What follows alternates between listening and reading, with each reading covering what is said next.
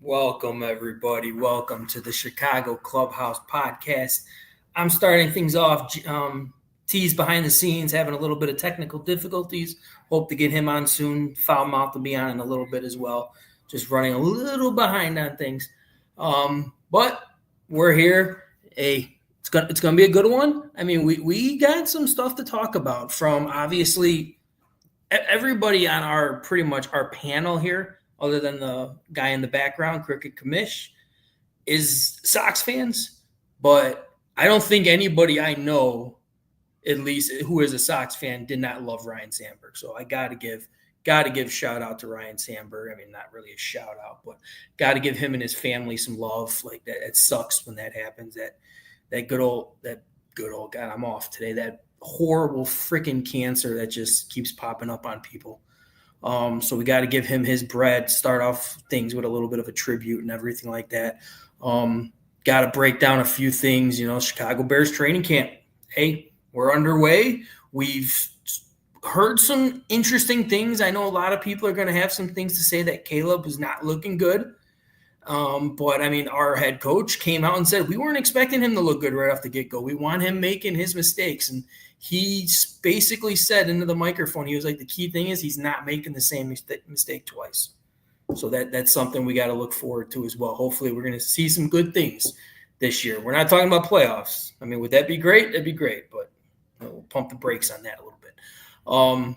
And we're going to talk a little bit of those Chicago Bulls decided to give their second extension to a horrible head coach who has not accomplished a damn thing, which is ridiculous in my opinion that they gave him another contract.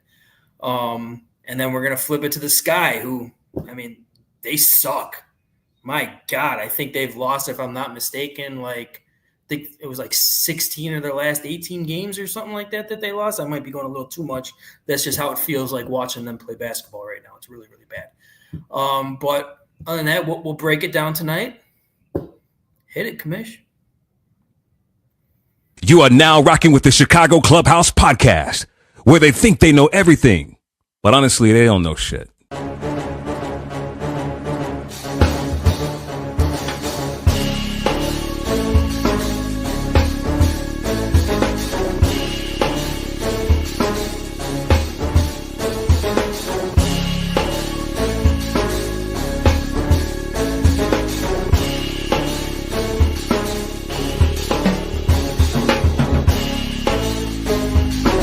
These summer league games and they tell you about these new up-and-coming coaches. I think we should get rid of every motherfucking owner in Chicago. Enzo and Caruso, both when they are on the court, are like your defensive generals. But they need to get that strong safety who's not scared to hit somebody.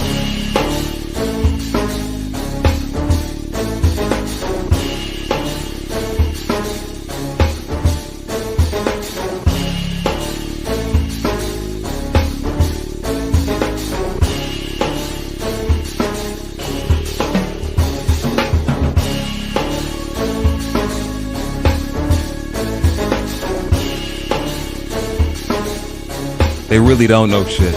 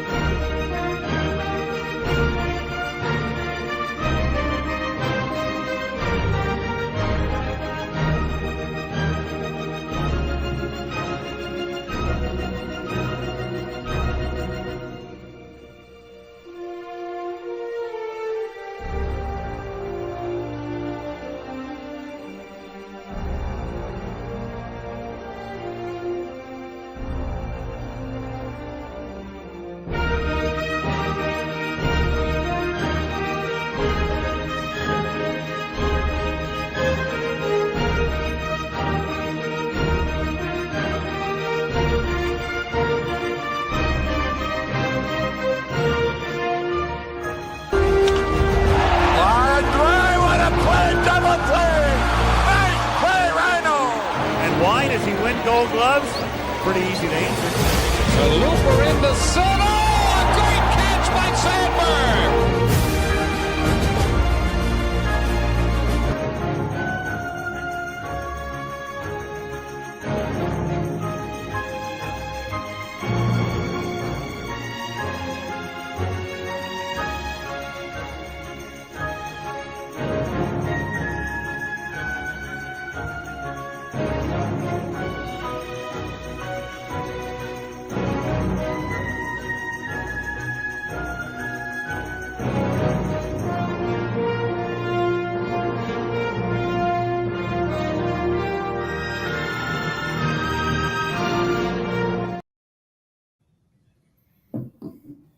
I've got to give a shout out to our guy Ryno Sandberg there, man.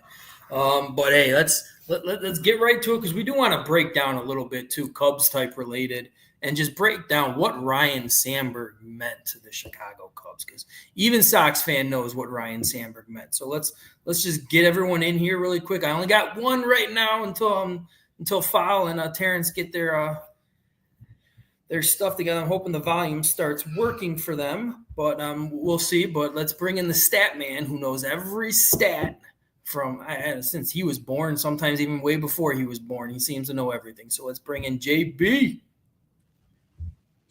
Frankie, what up, kid? What's up, man? How you doing? Doing okay, man. Hey, shout out to Crook real quick, man. That was a beautiful tribute. Absolutely. The first time, that I can remember watching those Cubs teams in the early 80s, Ron Say and Ryno Sandberg and Sean Dunston and Leon Durham and those guys. And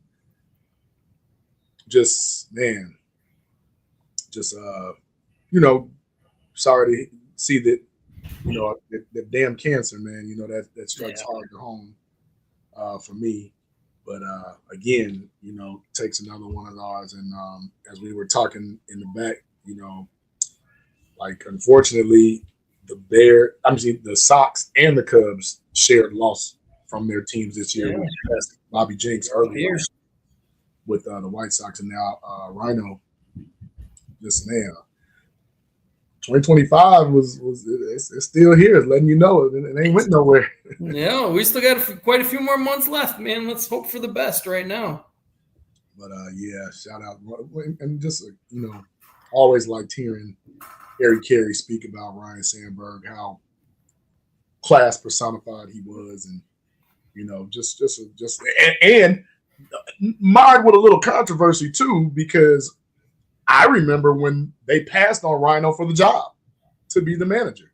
The White Sox did, and the Cubs did. The Cubs did. Technically, both of them did, because the Sox were looking coaching too. I'm like, how do you not take this guy? Agreed. And All right, so let's we do got our guy Fowl in the house, running a little bit late, but he's here. So let's give him in here, the foulest mouth in the city of Chicago. Foul mouth C. What's going on, fellas? What's up, man? How you doing? I'm doing good, man. Shout out to Ryno Sandberg's family. May he rest in peace. I'm not a Cubs fan, Sox fan all day, but do show respect for those that passed, even if they are Cubs players. But may he rest in peace. Good guy, hell of a ball player, Cubs legend. So once again, may he rest in peace. And shout out to his family. Prayers. He was just one of those Cubs players that no matter Sox fan or Cubs fan, you couldn't hate that guy. No, you couldn't hate that guy. Yeah, pretty good guy. So what have you guys been talking about? I've been dealing with Ricky. His mama stepped out somewhere. And I'm over here. We broke it down. We had just got into it. You missed a nice little tribute video that our guy Commish made for Sandberg. Okay.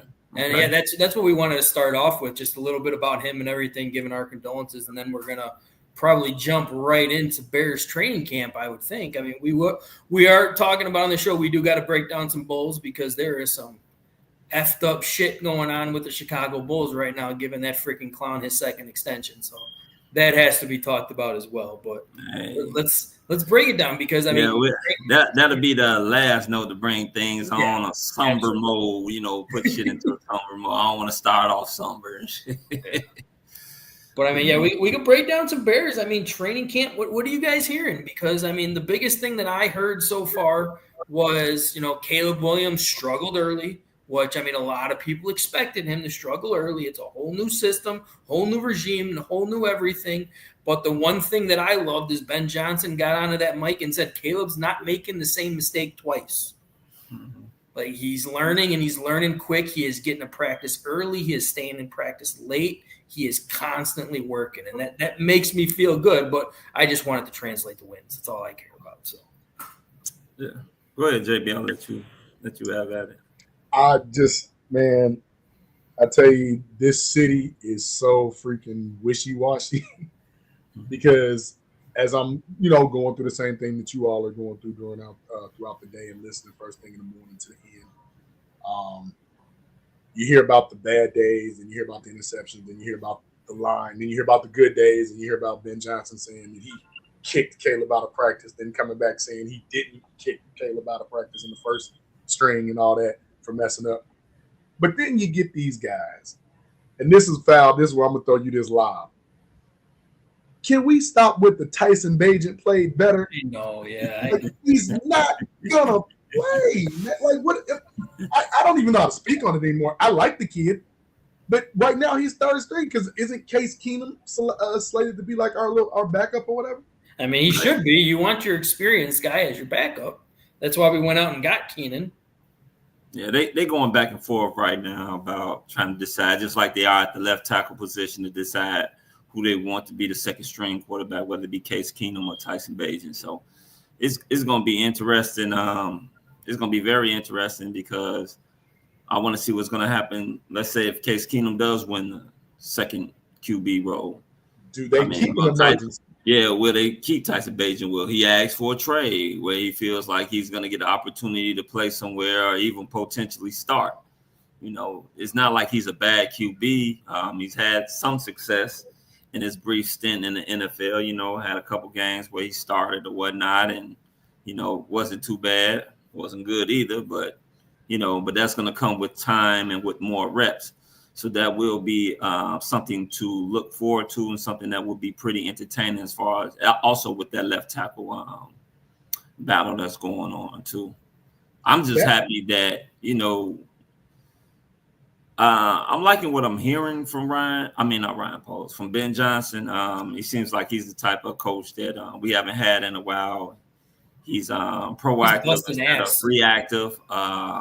He coaches hard too. He coaches hard. Yeah, like you said, JB. He the offensive, the first team offense fucked up, and he pulled all that. All y'all get out. Bring me the second team in, guys. Not being aligned. A couple penalties here, and he's yanking them up out of there. So I'm fine with that. They wanted to be coached hard. A lot of them talk about being coached hard. Now you're being coached hard. I don't want to hear no diva attitudes and people out there pouting and shit like that, because this is what a lot of guys said that they wanted, and now you're getting it. You already went through the phase with the coach where people weren't being held accountable, and it seems like he's holding people accountable. Yeah, and I like that about him too. I just wonder. Like, we look at Cleveland and how they got 5 quarterbacks, and we know good and well they're not going to keep 5 quarterbacks. Yeah. Right now, we have 3 on the list. If we had to keep an emergency quarterback, a lot of people don't know this, but Roschon Johnson was the number 1 quarterback in the state of Texas before he became a running back. So if you had that emergency quarterback spot to fill because we needed a linebacker or a DB or something, is there a market for Tyson Bagent out there for a trade, or is he just going to be up and down on the practice squad? I don't think you're going to get much for him, but I do feel a lot of people think he can be a project, somebody that you are going to keep on a practice squad, see how he can develop with somebody. But, that's going to be the question, because will he stay on our practice squad if we do put him to our practice squad? I'm thinking Indy. Indy needs help. They need to find somebody for sure. Richardson and Daniel Moore, neither one of them is it. Yeah. Yeah, it's looking bad over there, Indy, man. It looks really bad over there. But that would be fitting, right? Tyson Bagent leaves us, goes to Indy. does what, like, just the story writes itself, Yeah. But I mean, I'm just sitting up here, I be having time also. I just listen to different podcasts and different experts and listening to what they saying, their information that they're giving us about Caleb Williams and also their input. And, people are so of the moment. Like, it astonishes me how people are so in the moment. Like, everybody was jumping on him, the first couple of days, at least the first week. Oh, my God, he's looking like this and he's looking like that. Now that he's gone and, getting more reps, getting more familiar with the offense, he's been looking somewhat good to decent, these last 2 days. And like Dan Orlovsky, everybody's been talking about Dan, talking about it's going to take years for him to correct this and for him to win and all this. Like, this was the same Dan like a month before that said, "Oh man, they're going to be a playoff team this year, man. Ben Johnson's going to make Caleb an all-star, Pro Bowler right off the get-go." That guy changes more minds than he has touchdowns. But but you know what? I don't expect anything less from Dan. What happened to foul? I don't know. We just lost the picture. Don't know what happened. I'll be back, fellas. Oh, okay. I just don't feel TTNL run away. Yeah. Oh, wow. They said Gage should be the number one. That's funny. He always comes in with the good stuff. Love that guy. But just, I personally feel like Dan Orlovsky, being a career backup, sees things from a different view than having all the pressure being put on you as a number one, right? So with that being said, you're going to give Caleb more of the proverbial rope, right? You're going to give him a longer leash to make the mistakes. Now with Ben Johnson, if he's tasked with changing this around like right now, we may not have heard that. I hope that's not the case because he still needs time to learn how to be a head coach as well. But it is telling for Dan Orlovsky to come out and say, well, it's going to take a couple years for him to get out the bad footwork habits and stuff. It's like, why does it need to take that long? Yeah. I would say it would take longer for the team to gel and the coach to learn how to coach to beat what he's got in his division longer than it's taken to learn your footwork. Because that's something you can practice daily. You can't practice against the Vikings daily. You can't practice against the Lions daily. Yeah. You know what I'm saying? But you can practice your footwork. No, absolutely. You can wake up out your bed and practice your footwork. So I think that's kind of weird for Dan Orlovsky to say that. Yeah, and I know Shawnee said on the last post that she doesn't want to get rid of Bagent. And, I mean, nobody's saying we want to get rid of Bagent. The biggest question mark is who will be a better backup for Caleb Williams? Like that's the big question because you went out and got an experienced quarterback. You would think you went out and got that experienced quarterback to help be that backup role model for Caleb Williams. So where does that leave Bagent now? Exactly. And see, Shawnee, the other thing about that is they're saying that Bagent is kind of he's not struggling. There was something this morning where Drew Holmes pointed out something that Caleb didn't know, and then Caleb, within about 5 to 6 seconds, audible to the right play. But that's what you want. That's what a team is for. If I'm sitting up here saying something, a foul tap you on the shoulder, like, hey, man, no, look. That's what your team is supposed to do. I'd rather have a center competent enough to say, check out of that, than to just let the kid fail, you know? So I'm happy that things like that happen. Let him make all the mistakes he can now, because when we get to the game and he makes mistakes, we're going to be like, why didn't they adjust that practice? Yeah, definitely. You definitely want that experience in the backup quarterback, no doubt. That's why a lot of teams are successful, because there are times when the quarterback, he may get hurt, maybe out a couple of plays, hell, even a quarter.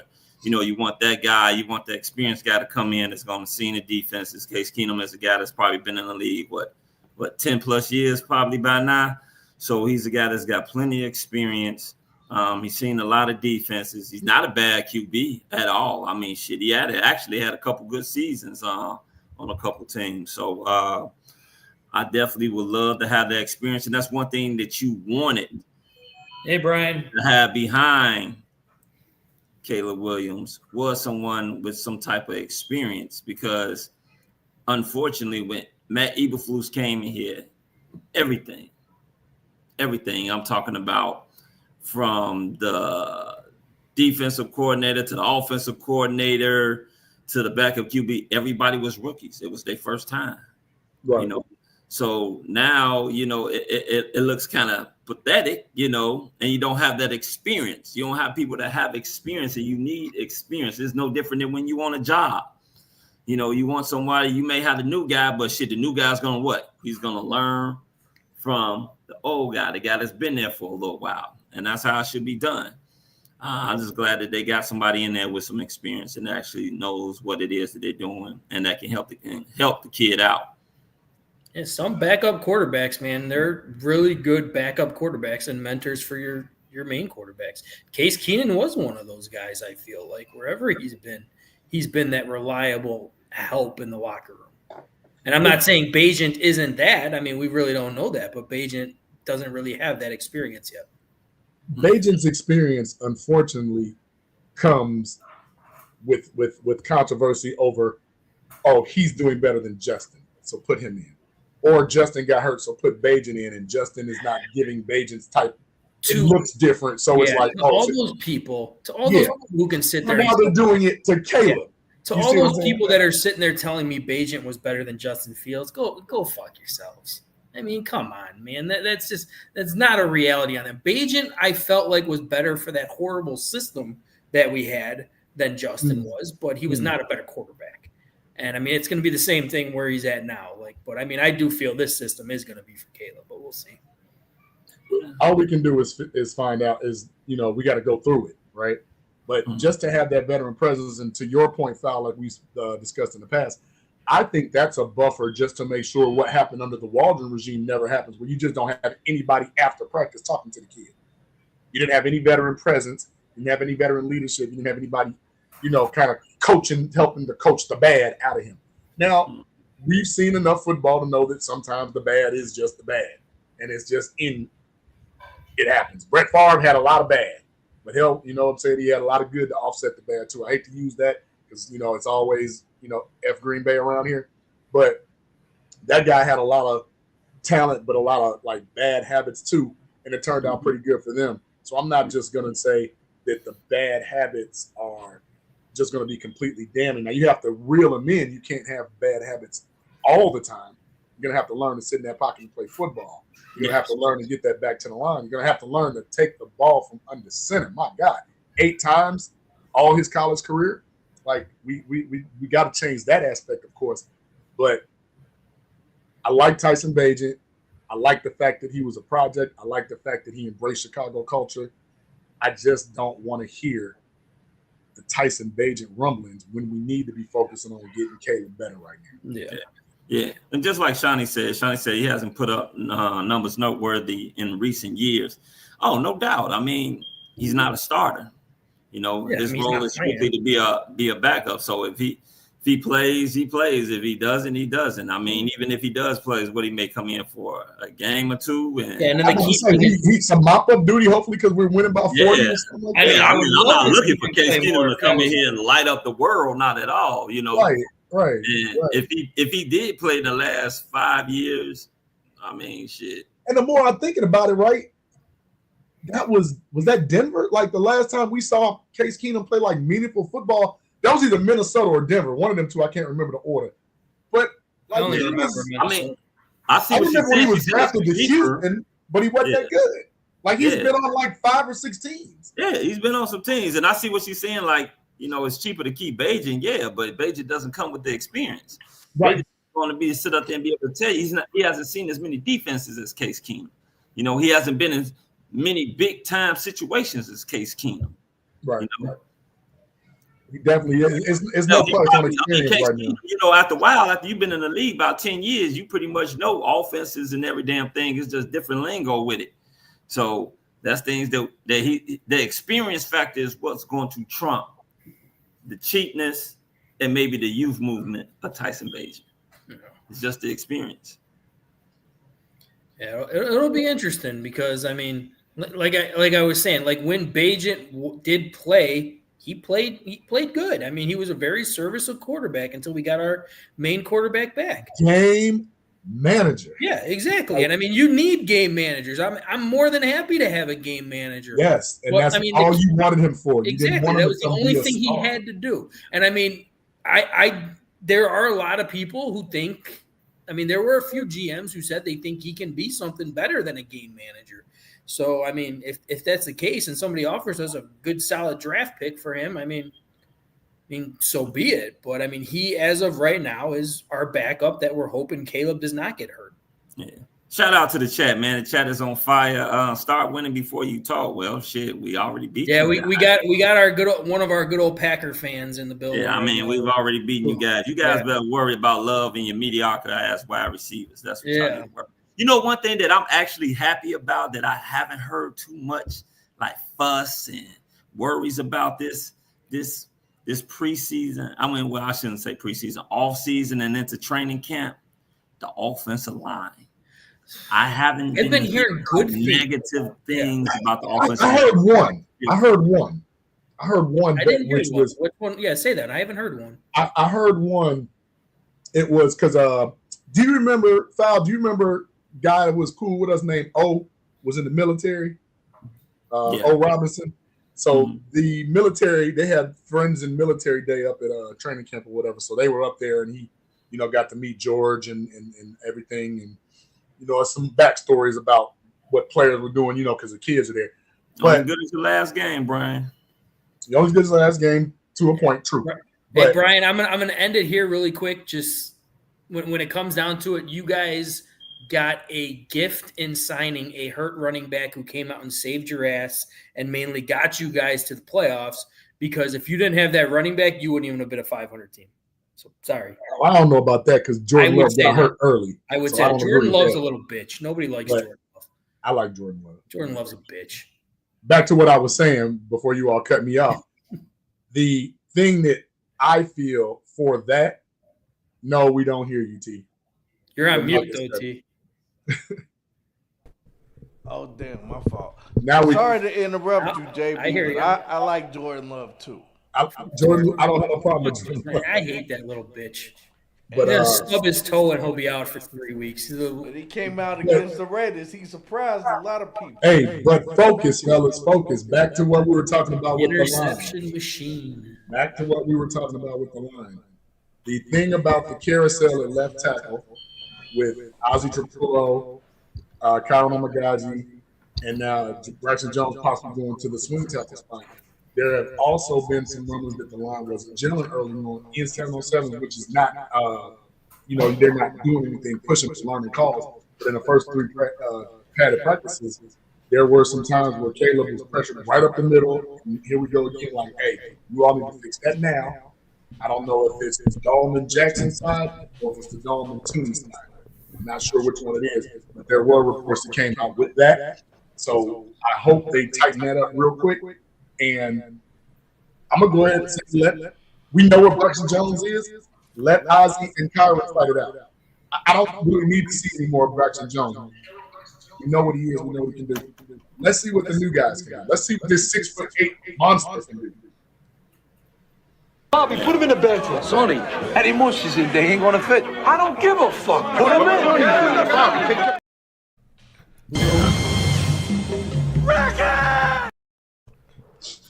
Ricky's in the house. So let me tell you guys, this conversation. I was having a conversation today with one of my guys. He's a huge Bears fan, and he was saying that Jaden Daniels is what he is because before the season, last season,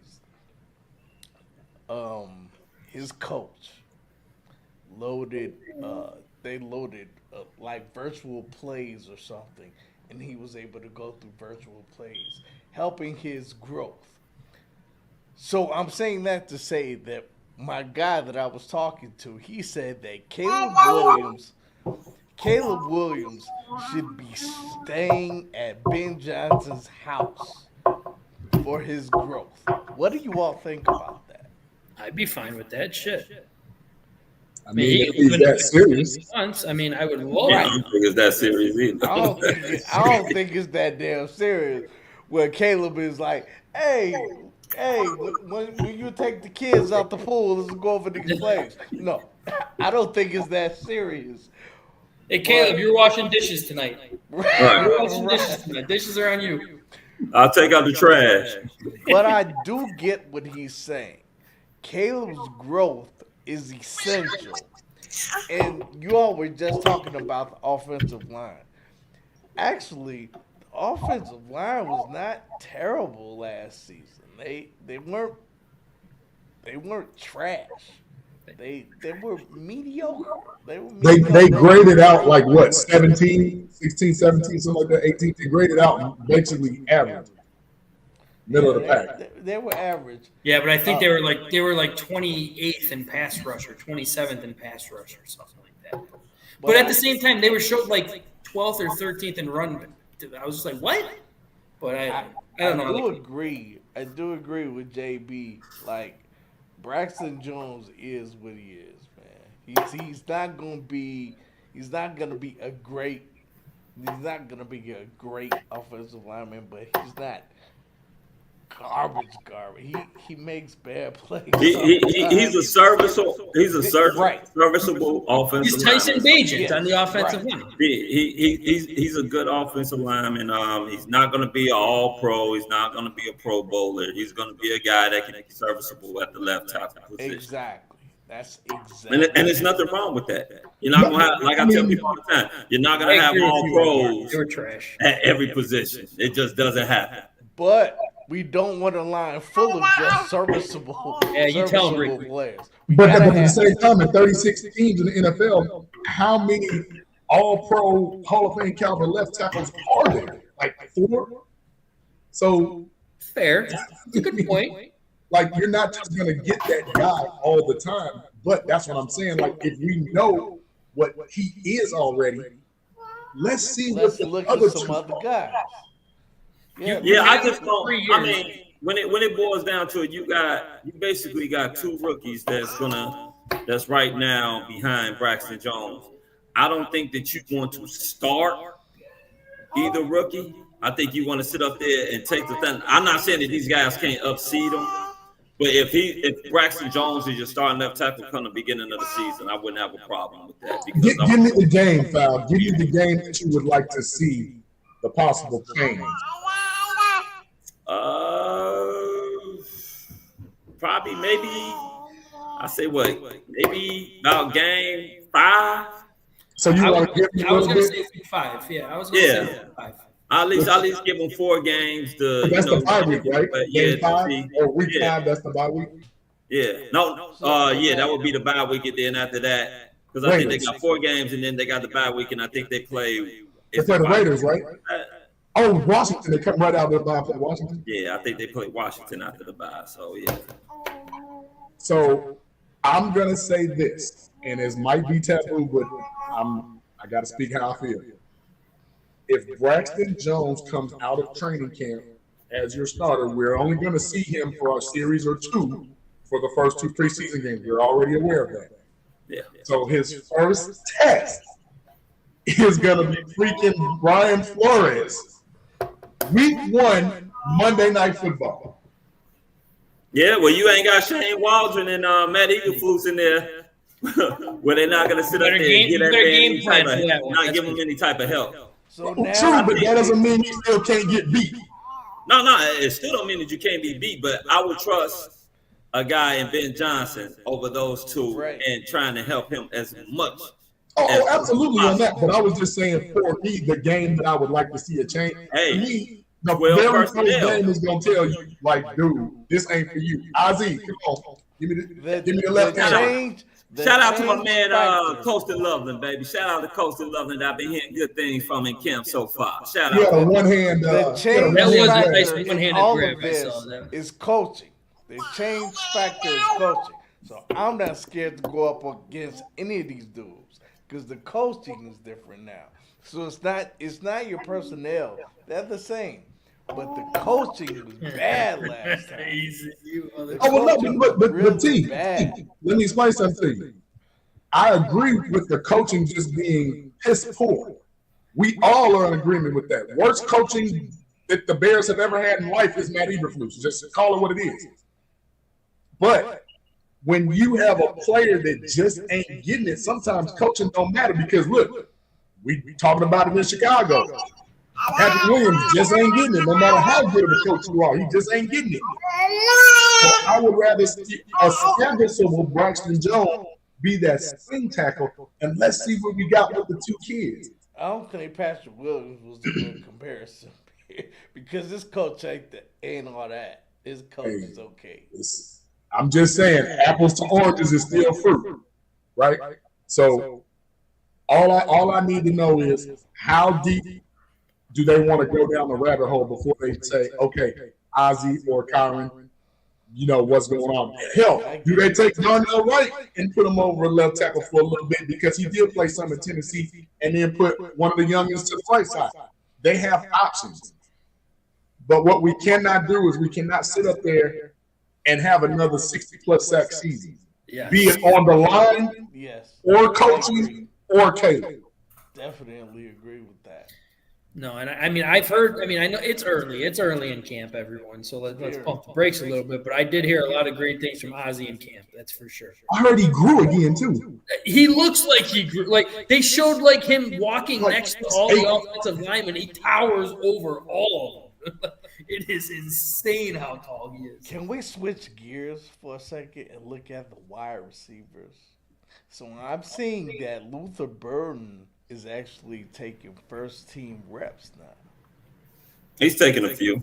Yeah, I mean, he just got back, so I think they just threw him right into the first-team reps right away to see what he's got. But you know who that took off the field, right? Who was that? Cole. Really? Because Loveland came back too. Oh, yeah. Yeah, I mean, early in training camp, man. Like, I mean, they're running through multiple different things. They want to. And you're going to see it all. They're going to throw everything. It is great that they're able to do that. Like, I mean, seriously, it is great. And I mean, we're all worried about like if Braxton Jones does start, but I mean, if he struggles, we have the ability to run a lot of 12 personnel now, like 2 tight end sets. Like, I mean, it'll be interesting to see how this is going to work because I like what I'm seeing so far. So we have depth on this team. We haven't had that. Exactly, Sproles. They're trying to get him up to speed. This wide receiver room is going to look like because I think that's a big factor for Caleb. I will say this: I don't think DJ Moore is getting 1,000 yards this season. He didn't get it last season. I know, but I mean, we all knew why he didn't. I mean, I think that he will. I don't know. I think that he will. I mean, you got to look at it. They didn't really stretch the ball down the field. They threw a hell of a screen passes. The screen passes were not blocked up right at all. And the one thing about DJ, he's a monster after the catch. This is true, but let me push on that a little bit because up until game 8, they were stretching the ball down the field. Caleb just wasn't connecting. Waldron was throwing the deep ball. We just weren't catching the kick or off the same script, whatever the case was. When Thomas Brown came in, then it looked back to that Luke Getsy dink and dunk crap. But, you know, DJ just came off of having 1,300-plus yards and like 9 touchdowns with Justin. So, like, we can't say that he can't do it. He clearly can do it. Mm-hmm. The question for me is now, if you look at this wide receiver room, to your point, DJ Moore, Rome Odunze, and then Luther Burden. Colston Loveland, Luther Burden are unknowns, right? Rome, I'm not gonna say he's an unknown, but I'm not sold that Rome is great yet. I'm not sold on that. He's decent. He's decent. But it's gonna be like as the line gels, as Caleb learns the offense and gets more comfortable with it. If he throws 15 sets and he's comfortable with these 6, how do you incorporate these next 7, 8, 9, 10 so that you don't look predictable. That was one of the things with the Bears during the Eberflus regime. Offensively, they looked predictable. Many a time we've all sat up and watched the game and we called the actual play, and it was like you're too predictable. Bullets in the house, what up? Hey, Bullets, I don't see Ben Johnson being that predictable, or if he is leaning on something, it's gonna be variations of it. The formation may look the same, the set may look the same, but maybe the combos, maybe they're rolling to the right sometimes, getting Caleb about the pocket, making him cut the field in half. It could be different variations. Yeah, I think Ben Johnson is going to unleash DJ Moore because the reason why his measurables are a lot like Amar St. Brown, but to me, I think DJ is better after the yak. I ain't gonna even say a little stockier too. Yeah, he's better after the yak than Amar St. Brown, and if Caleb Williams can connect like Jared Goff was doing a lot of times, I expect a big year out of DJ Moore. I know a lot of people not even talking about DJ Moore in the camp. Everybody's talking about like the new toy, like Rome Odunze is looking good, which is good because we took the guys, the number 8 pick or number 9 pick, whatever it was, in the draft. So, and he's the tallest wide receiver that we have currently on the roster. So I have no problem with Rome stepping up as well. With Luther Burton, I'm waiting to see how that is. There was a lot of talk, coming out of Missouri that he really didn't like to practice like that. He's had the soft tissue injury. So they're slowly getting him in. And the thing that I like about Ben Johnson, he's pulling no punches. He said that shit. He said there was a couple times that he lined up wrong and they had to do the shit over. And that's expected when you've gone and missed practice. Right. Yeah. And opportunities to learn the offensive system. It's just that simple. He's got a. I mean, listen, we talking about practice, not a game. We talking about practice. Damn right, we talking about practice because practice is so important, especially in football. I wanted to say one thing. Scrolls put up a comment. I understand what you're saying, Scrolls, as far as accuracy type wise goes. Wide receivers need to track the ball, but if the ball's not thrown good, wide receivers can't track the ball. And that was the problem with Caleb Williams last year. Yeah, he was overthrowing it. He sailed the shit out of it where freaking that one dude from the replacements couldn't even catch that freaking ball, like with his speed. Like you have to throw the ball under a perfect loft in order for your receiver to track it. So, you need to be accurate as a quarterback. I put it to you like this. If Caleb is going to miss, I'd much rather him miss by overshooting than underthrowing. No. We're not saying that, but that's part of the growth because with the long ball, that's the ultimate touch. You have to have that touch on the long ball. And with a I hate to compare the two, but with a Ben Johnson offense, slightly similar to Waldron, the vertical game does play a part. Think about when Jamison Williams comes into the game. We know, bam, they going over the top play action. You know it's coming, right? So when you have like a Luther Burden or a one-on-one with single high coverage, rolling to the strong side, now DJ's got that one-on-one and DJ do this, they got to be on the same accord. Caleb got to get it to him. Otherwise, like last year, those are missed opportunities, right? We can't go through another season of just screen. That's not. I don't want to see that. If that's what you paid Ben Johnson $16 million for, shame on him. Scroll. First of all, DJ Moore is not slow. DJ Moore is definitely not slow, dude. He can catch the ball. He does have a good ability to track the ball deep. Yes. It's just that sometimes it don't matter. I don't give a damn who you are. It's sometimes if the quarterback overshoot you, your ass ain't gonna get that ball. You're not gonna get there. And think about it. The reason we went after DJ Moore is because all the deep balls he caught in Carolina. Yeah, and he was wide open for a lot of deep balls too. Now DJ Walker. Yeah. Tell me, Walker hit him with a few. Tell me if Caleb Williams throws a ball, a deep ball, and DJ Moore, it comes off his fingertips or something like that. If he's in the vicinity and he can't, I'll take that. I can understand your point then, but that wasn't necessarily the case. Hell, he was overshooting Rome Odunze. He was overshooting everybody that was out there. So it wasn't DJ Moore can't track the ball. He was just missing and overshooting everybody. I mean, when you're overshooting it, you can't track it. You can't just all of a sudden get faster. Now, I heard something because, we all know DJ's a 4-4 guy, but I heard something that the reason why some of those deep balls looked like that was because Caleb was actually throwing it away. I said, that's dangerous because you get a heady safety and that ball gets caught up. Those can be picks. Like, that's not a safe throw away. Teach the kid to throw it out of bounds to your close receiver. Get out the pocket. Make sure you're out the tackle box. Throw it away the right way. Yeah. I don't want to hear that. I think that's what makes Caleb dangerous is because for the simple fact that he is the type of, and I mean dangerous in like sort of in a bad way, because he's the type of quarterback that he feels in which he feels like any play, any down, he can make a play.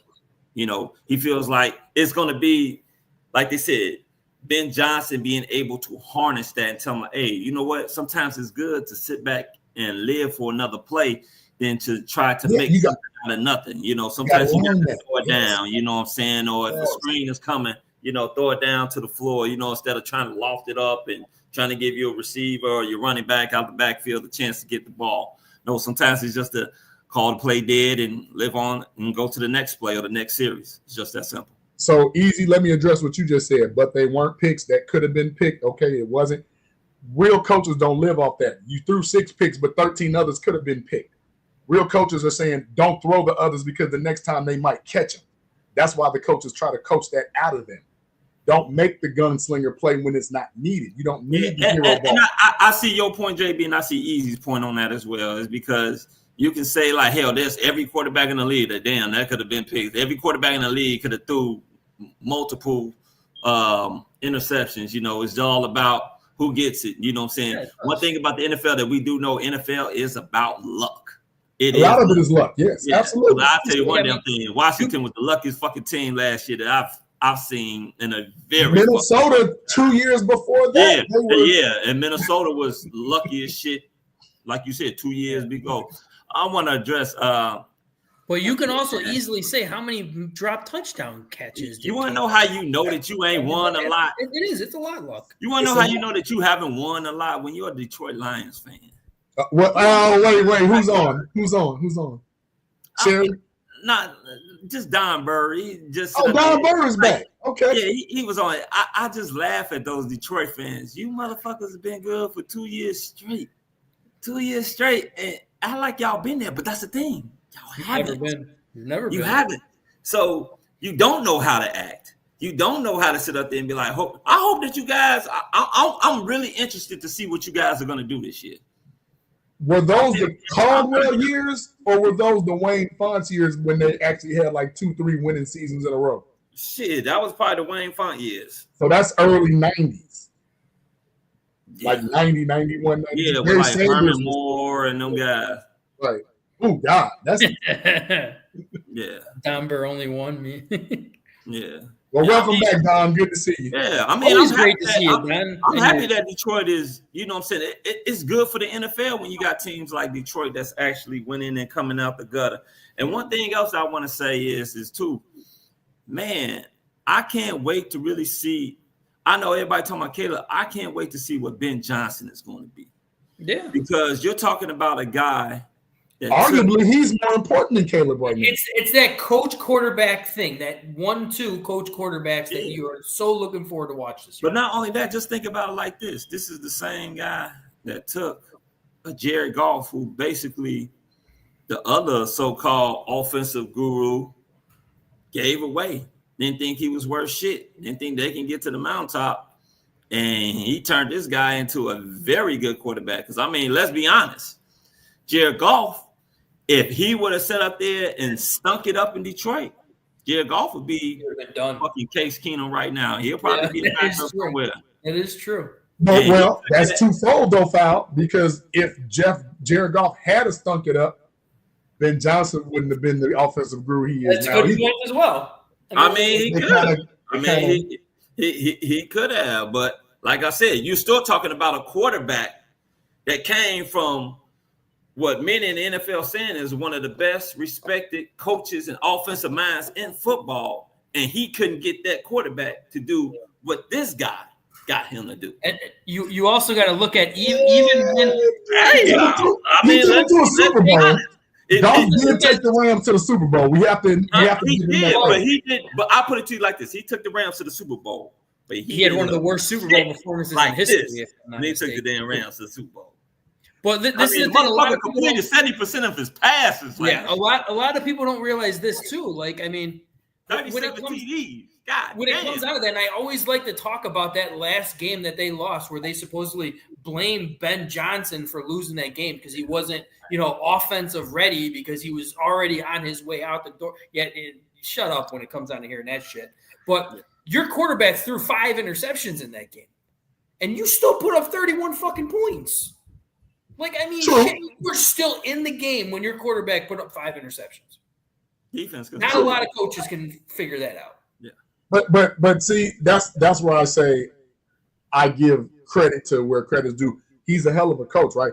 But it's not like Jared Goff was just this bum or this brash rookie that didn't have any knowledge of football. Jared Goff came off of a Sean McVay system where he knew a complex system, he knew a vertical system, and he'd been to a Super Bowl and was a Pro Bowler. He had already thrown for 30 touchdowns, you know what I'm saying? So it's not like he just took a guy off the street and made him great. And there were some tools and attributes. That was the thing. I never said Jared Goff was like this great or this horrible quarterback or anything. Yeah, this is Jared Goff. He was a little above average quarterback in my opinion. Jared Goff in Detroit. So he made him way above average. Yeah. So wait. So then let me push on that. Then if that's the case, then I have to put blame on Ben Johnson because word also came out against the San Francisco 49ers. That was not Dan Campbell making those calls to go for it on 4th down. It actually came from Ben Johnson telling Dan Campbell, let's go. I did hear it. I can't go there. Nah. Dan Campbell been doing that shit for the longest. Hey, listen, it could be true.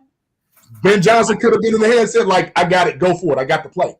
And he decided to do it. That is how Campbell has done his entire NFL career, though. So, but what I'm saying is, if there are rumors or there's always rumors that are true.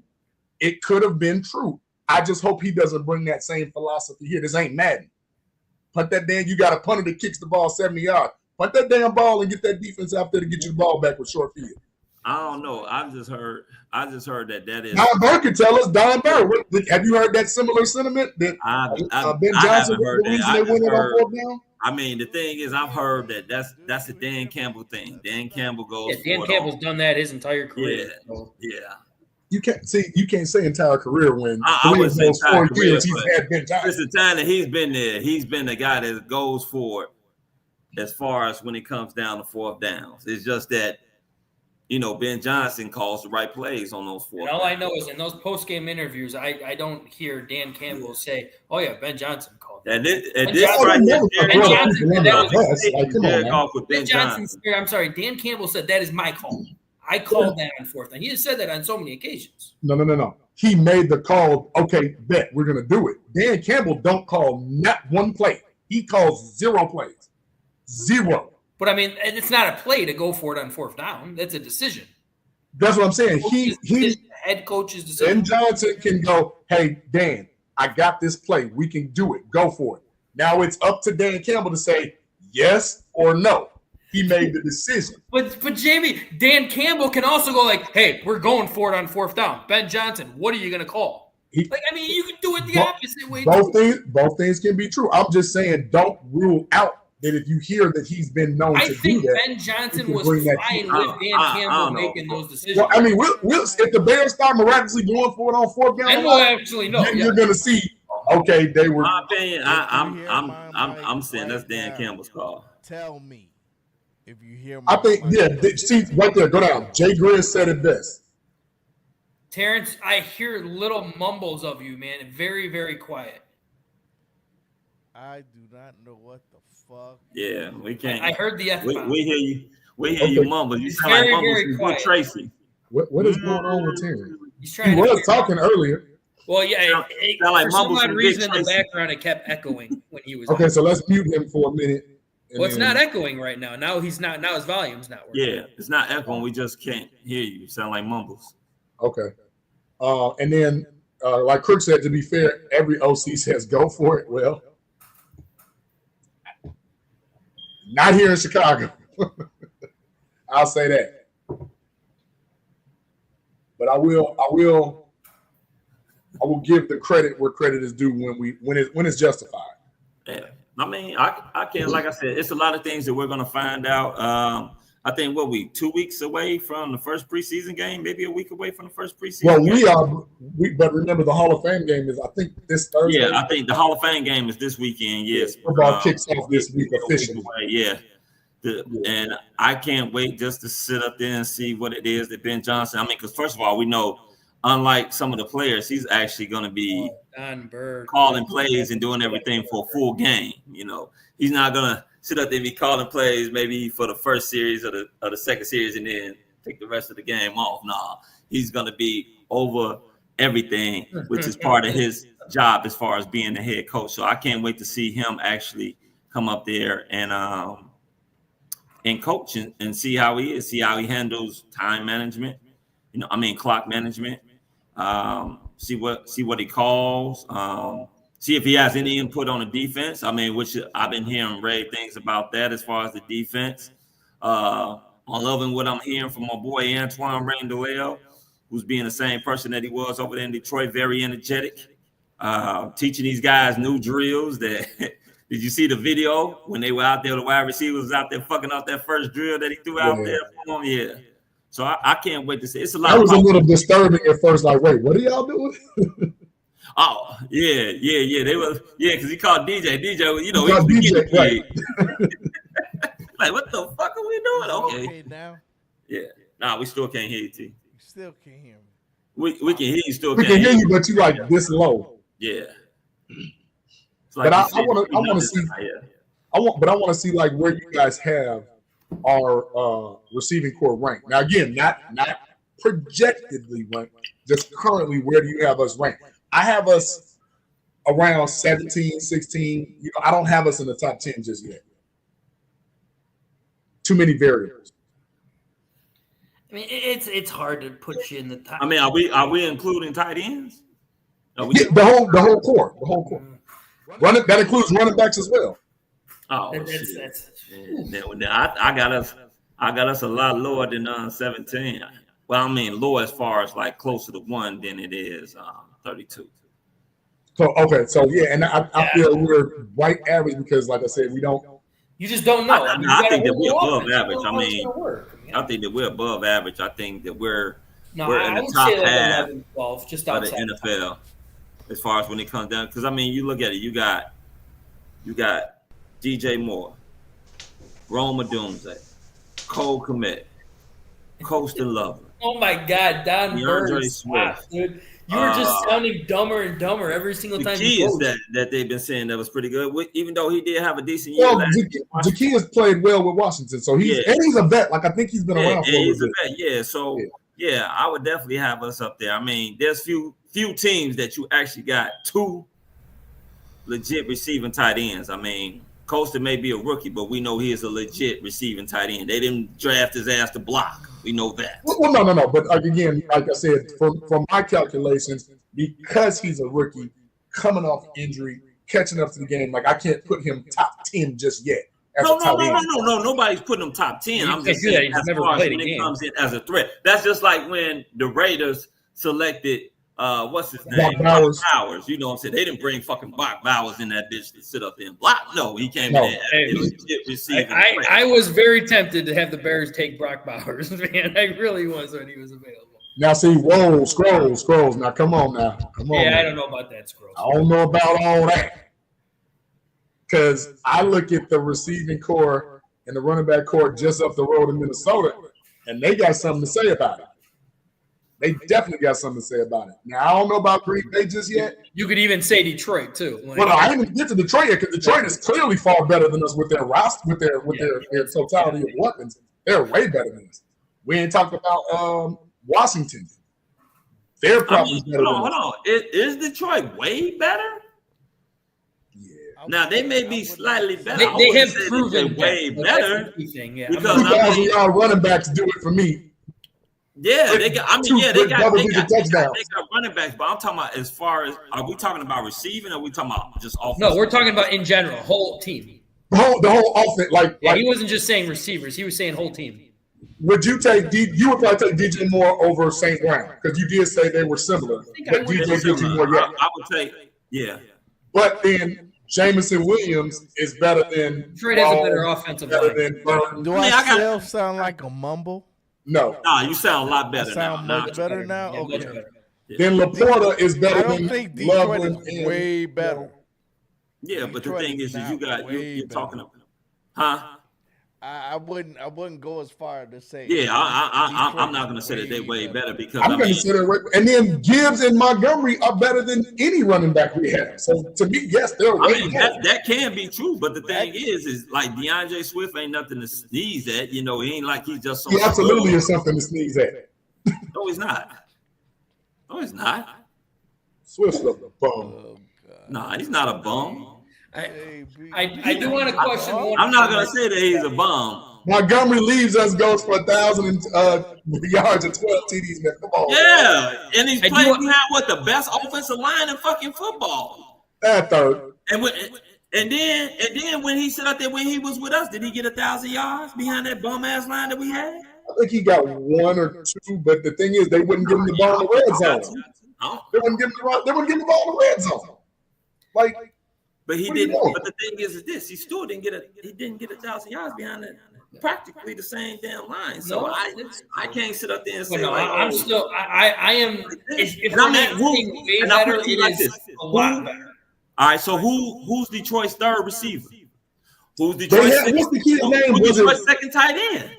Was it Reynolds? That's where I'm going with this. The Bears might have Detroit if we're talking about the wide receiving room. But when it comes down to that, they said the entire team. All right, they have a way better running back. They have a way better offensive line. They have a way better defensive line. We have a better secondary. I'll give them that. They have better linebackers, in my opinion. No. So, I mean, no. I would say if not better, it's close. Linebackers. I'll put it close, but I ain't gonna say no damn better. Shit. Maybe we can give a draw at the linebackers, but. Secondary, we have them on. Wide receivers, we have them on. But coaching, I mean, obviously they have us on coaching. We don't know. If you want to sit up there, I mean, they only got one goddamn tight end. That's Laporta. That's true. You can't even name the fucking second one. I don't remember his name, but he wasn't. He was more of the blocker and then the check down, chip down. Sandberg, stop sniffing the fucking magic markers, dude. Okay, but let's not act like Cole Kmet set the world on fire last year either. So. I mean, he did. He didn't set the world on fire, but at the same damn time, he didn't get the opportunity. We know what Cole Kmet can do. I'm not saying that he can do not what Sam Laporta can do. So. I want to address one thing in the chat. Tight end, but when it comes down to that's what we're saying. He's way. Are you taking Detroit's second tight end over Loveland? He's a rookie, so I'm not taking him yet. That's what I'm saying. I'm not taking him over any established tight end. Not yet. I would take him over established tight end, especially when it doesn't receive the ball and all they're doing is blocking. I'm sorry, because you didn't bring his ass here to block. JB, so I wanted to ask your guys' opinion on this because Don Bird put up something in the chat like with all the dumb shit that he's posting on there already. But one of them really stuck out where he says, "You guys are crazy. All the Detroit Lion fans are happy that Ben Johnson is gone." And in my opinion, I was just like, you just proved my point that Detroit Lions fans have no fucking football IQ. No. Yeah, they're fucking idiots. Hey, Don Bird, can you tell me why? The key thing in this conversation was how many of your offensive players came out and said how much of a big hit this is. St. Brown did a whole freaking podcast on how he was not happy that Ben Johnson left, and that's going to hurt a lot. Well, he said fans. He didn't say players. He said fans. No, I was just saying. He was saying fans. It just shows you how dumb gives a shit about what the Detroit Lions fans want, though. That's what I'm saying. Like, why? Because he wanted to leave and do better for his family. Like, I hate when people do that. If a guy want to leave a situation that he's had success in to be a head coach, Why is that a problem? Let that man spread his wings and go, say like that. That bothers like foul if you want to go and be a CEO instead of just being in your position now. Like, go, please go. Yeah, you want to move up in the world. Like, I mean, let the guy go. And that was the thing. Even the Detroit Lions fans are saying, like, I mean, they're happy for him. He got a head coaching job and everything. I don't subscribe, and I don't know Detroit fans like that, so I can't. Okay, let's cut it out. We know a few Detroit fans. Sandberg is just a perfect example of IQ. I love when you come on, Scrolls, and we talk that good shit. But there's no way you are honestly taking Colston Loveland over Sam Laporta right now, unless you are just sipping Bears Kool-Aid right now. You probably got the Bears going 13-4. You can't do that to somebody who has never taken a snap in the NFL yet. Like, you can't do that. Like, come on now. Like we're not gonna have that on this show. No. But I mean, we'll see. But I mean, Don Burr is just one of those sad little Lions fans who are blaming your offensive coordinator for giving you guys 31 points in a game where you lost. Well, I'll say this though: Detroit's defense was banged up pretty heavy. You lost your top guy. You didn't have your top. I gave Detroit props on the way that their defense still played after they lost Hutchinson. I thought that they were going to roll over and die defensively after that happened. And they didn't. Until they came up against Washington. Right, when they came against Washington, then, yeah. Because the kid put, 40 on there? Is this thing on? It is on, yes. Or something's on because we can hear you faint in the background. It's back to what it was. It wasn't. But but see, Fal, I'm gonna go back to you because obviously you're more of the Colston Loveland expert. I expect him to be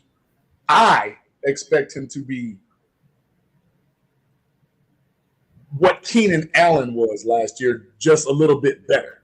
Not the route running, but the quick hitters and stuff like that, because I think that's what he's there for. But for like some of the people in chat to say like he's better than Sam Laporta, like I don't see that yet. Like we need some time. Like not even come out of college. Like, you can't say they didn't even get the same target. Like that. Yeah, you can't say anything like that. The kid hasn't played an NFL game yet. Do I think his ceiling is high? Yes, I think his ceiling is high. But I wouldn't. No, I'm not going to say that he's better than Sam Laporta. No. Yeah, I can't do it. Like, and okay, Scrolls, that's cool. You said, just like you said, you wanted Caleb over Justin. As of year one, how did that work out? Neither one of them did anything. That's just it. So what are we saying? We don't know yet. But you know who you could have chose? Any of the other three quarterbacks behind them, because they all made the playoffs. So I don't hear you talking about that, Scrolls. So you couldn't say that. You can't say that. You have to let things play out. Now you can say speculation, ceilings high, this, that, and the third, all that projected stuff. That's for media conversation. When it comes down to it, you're looking for two things. Can you play ball is the main one, and two, can you stay your butt on the field? Because if you're not healthy, all this don't mean nothing. And we know. Right? We know the Bears are notorious for having people injured. We draft injured people. Well, that goes for the offensive line as well, because the offensive line has to stay healthy. Jonah Jackson was injured. Dahlman had a stretch. Like, we do that. That's what we do. We recruit, draft, and trade for injured players. That's gives me pause for concern.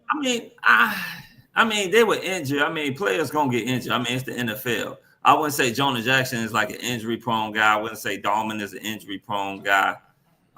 They just no. Let's see. I didn't say injury-prone because that speaks to chronic, right?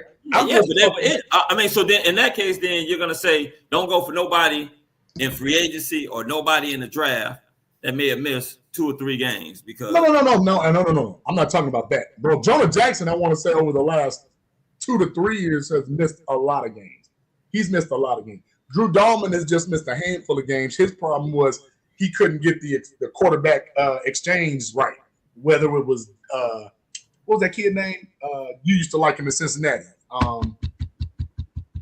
Desmond Ridder, whether it was Desmond Ridder, a little bit of Penix Jr. or Kirk Cousins, like that was an exchange. Joe Thuney was great. Joe Thuney's an Iron Man. Joe Thuney has got Super Bowls with the Patriots, Super Bowls with the Chiefs. That's your anchor. That's your go-to guy, right? Not saying anything bad about that, but when you draft injured players, that's what scares me. Not the people that got hurt already playing that. When you draft the injured, like you're coming out of college, I take you back to Kevin White, Gabe Karimi, what's the other kid?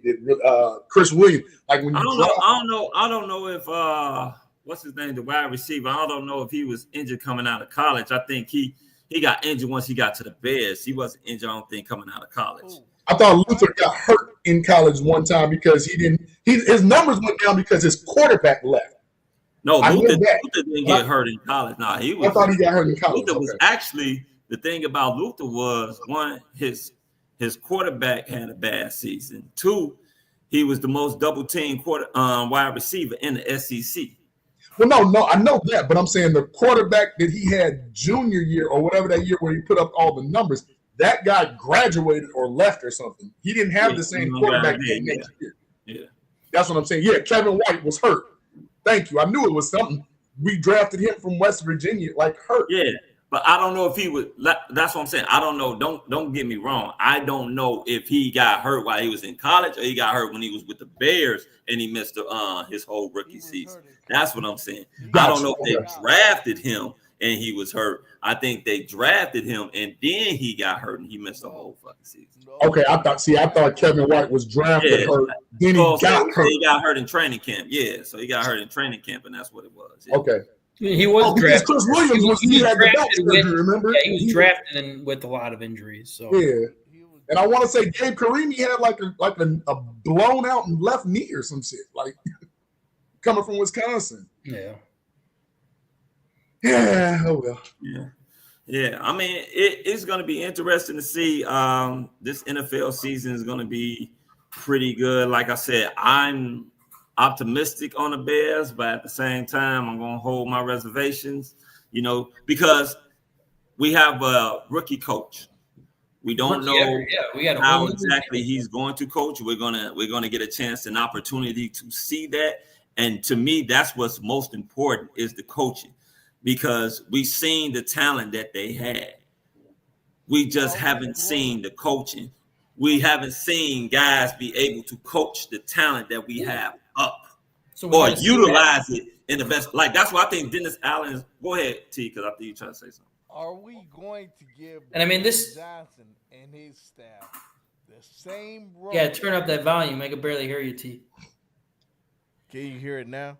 That's better. Much better. Keep going. Sound better. Are we going to give Ben Johnson and his staff the same rope that we gave Matt Eberflus and his staff? Absolutely. You're going to have to. I think you give him more, right? Yeah, and I will. Why? You gave him more money. That's the main reason you give him more, right? Because he got the bread. Yeah. And I mean, one thing too and I know Ben Johnson said this as well, like our offense is clicking faster than expected, but it's mainly because our defense looks unstoppable in training camp. Like our new DC, the system that he's running and these players that are in it looks scary, people. I'd say you sure right. Tevin Jenkins, I forgot about that. Yeah. I mean, that's what I said. That's why I'm more interested. I understand people want to see what our guy Caleb Williams is going to do, and that's fine. I want to see how these coaches are going to coach these players up. How are you going to coach that talent up? Are you going to be able to – is Dennis Allen going to be able to use Kyler Gordon to his full potential? Will he allow Jalen Johnson, who feels that he's the best cornerback in the NFL, to follow the top wide receiver all over the field? Will they blitz more? Because we know by running the cover 2 defense, that's not a blitzing defense. You know what I'm saying? It's strictly like a zone defense. Will they sit up there and unleash a guy that's 6'5" and runs a fucking 4.40 in what's his name in Edmonds? They got the tall ass defensive lineman, 6'6", 6'6". Hell, I just read that the guy from fucking from the Saints, he just got hurt. Really hurt. That was 6'8". like shit. So I'm just really trying to see, are they going to sit up there and coach these guys up and utilize the talent? Yeah. That's all I want to see. So before we flip the basketball, we do have one question in the chat too. I see Dave two. just put it up, and it's a good question because Vegas did come out with the odds 8.5. I think that is very good as far as average odds and what I expect the Bears to be at. I expect them over the 8.5 because I actually have them at 9 wins. Not a lot over, but I do have them at 9 wins. What do you got? What do you think, JB? You have them at like 3 again?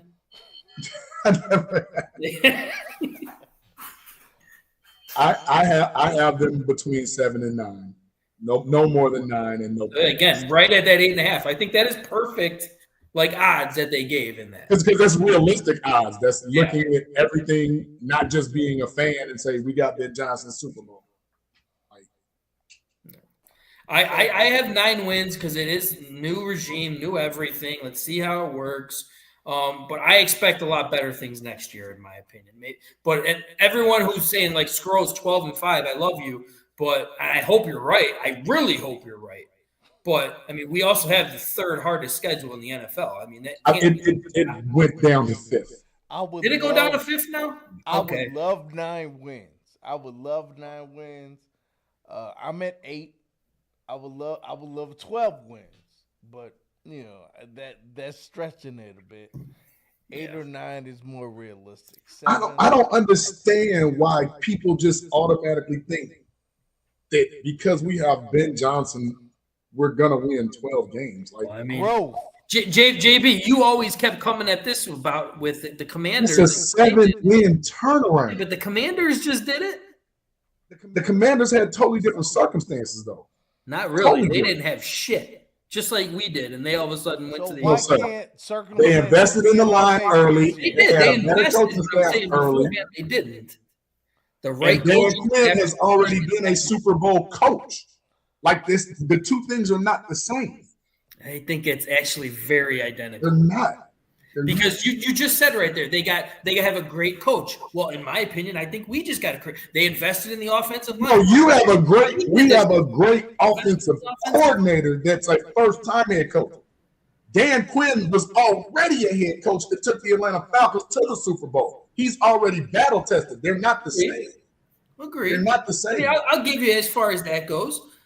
But Cliff Kingsbury coming in, I'm sorry. I probably never said this. I wanted Dan Quinn anyway. Way better than Shane Waldron. Cliff Kingsbury actually did something that nobody on this panel thought they was going to do. Y'all know what that is, Foul. You probably be the one to guess it. What has Cliff Kingsbury done that nobody ever thought he would do? He said what now? What did Cliff Kingsbury do that we or anybody else ever thought he would do? I don't know nothing that Cliff Kingsbury gonna fucking did. Yeah, you do. It's only one thing. He took Kyler Murray to the playoffs. And nobody ever thought that when Kyler Murray was good though. I'm not saying Kyler Murray was bad, but I'm saying there's nobody on this panel that ever picked that team to go to the playoffs. No, I don't think anybody on this panel picked the Commanders to do what they did last year. But I'm saying, when you have superior coaching, like we're gaining superior coaching, that changes the landscape. So they're following a similar format that the Washington Commanders did with getting the better coaching, starting with the trenches, right? We followed a similar model. The only difference is the head man is already experienced. Ben Johnson still has to learn the experience. That's the difference. And yes, that experience plus a little bit of luck can be the difference between winning 5 games and winning 12 games. Yeah, I mean, you're not wrong on that. All right, Don Burr, you ready to put some money on that? What did Don Burr say? 6 games? I will place a bet on that. I'm going with 6. Well, I mean, it's Don Burr. He actually thinks this is just him trolling and talking his Detroit shit because he was naming everything that we had, and you guys lost both of your damn coordinators. And you lost a couple offensive linemen as well. Yeah. So don't be sitting up there thinking shit's so sweet over there in goddamn Detroit. Yeah, Detroit thinks that they are better when they lost those pieces. I don't understand. So I still think they are. Do. And I'm still saying they are far better than us. So I mean, that OC is not a bum either, though. Before we flip to basketball, this is what we're gonna do. I'm gonna give away these tickets. That's what I'm gonna do. Oh. Well, you might need to be a little bit louder so the people in the back can hear you. People can't hear me? Oh, we can hear you, man. I've been struggling with this all evening. Can you hear me now?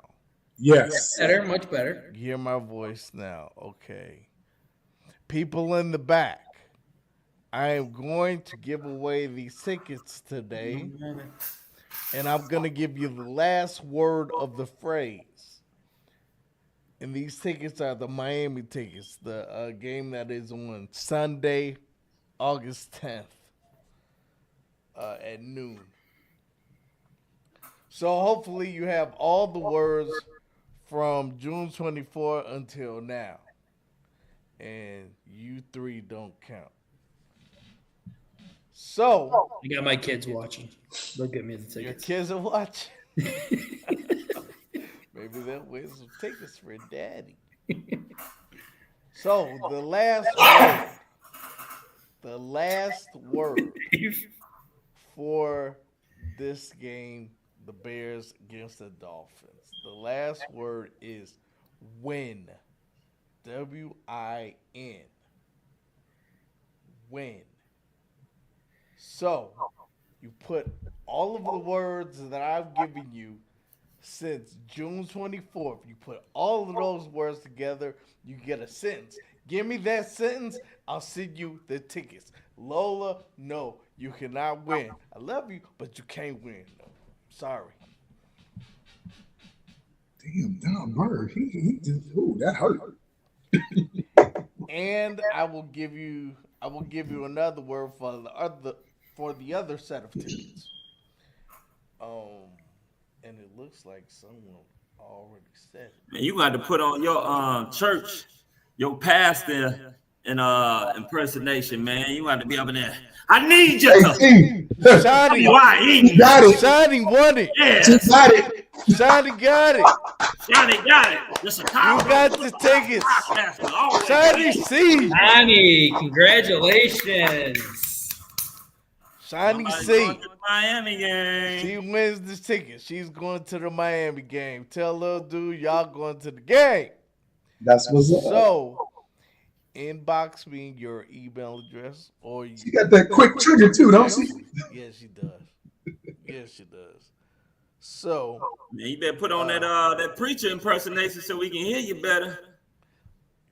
Come on, I like can you hear me? Yeah, there you go. Hear me? Yeah, hear me now. Yes, Mr. Randy Watson. Oh Lord, can we put the train back on? So Shani, please inbox me your email and your phone number. I'm gonna make sure that you get these tickets, and I need for you to confirm that you got them. This weekend is the Family Fest. Not that you see a lot into the Bears. Not that you see a lot into the Bears practice with Family Fest because it's kind of a show. But it's something fun to do, and it's something fun for the family.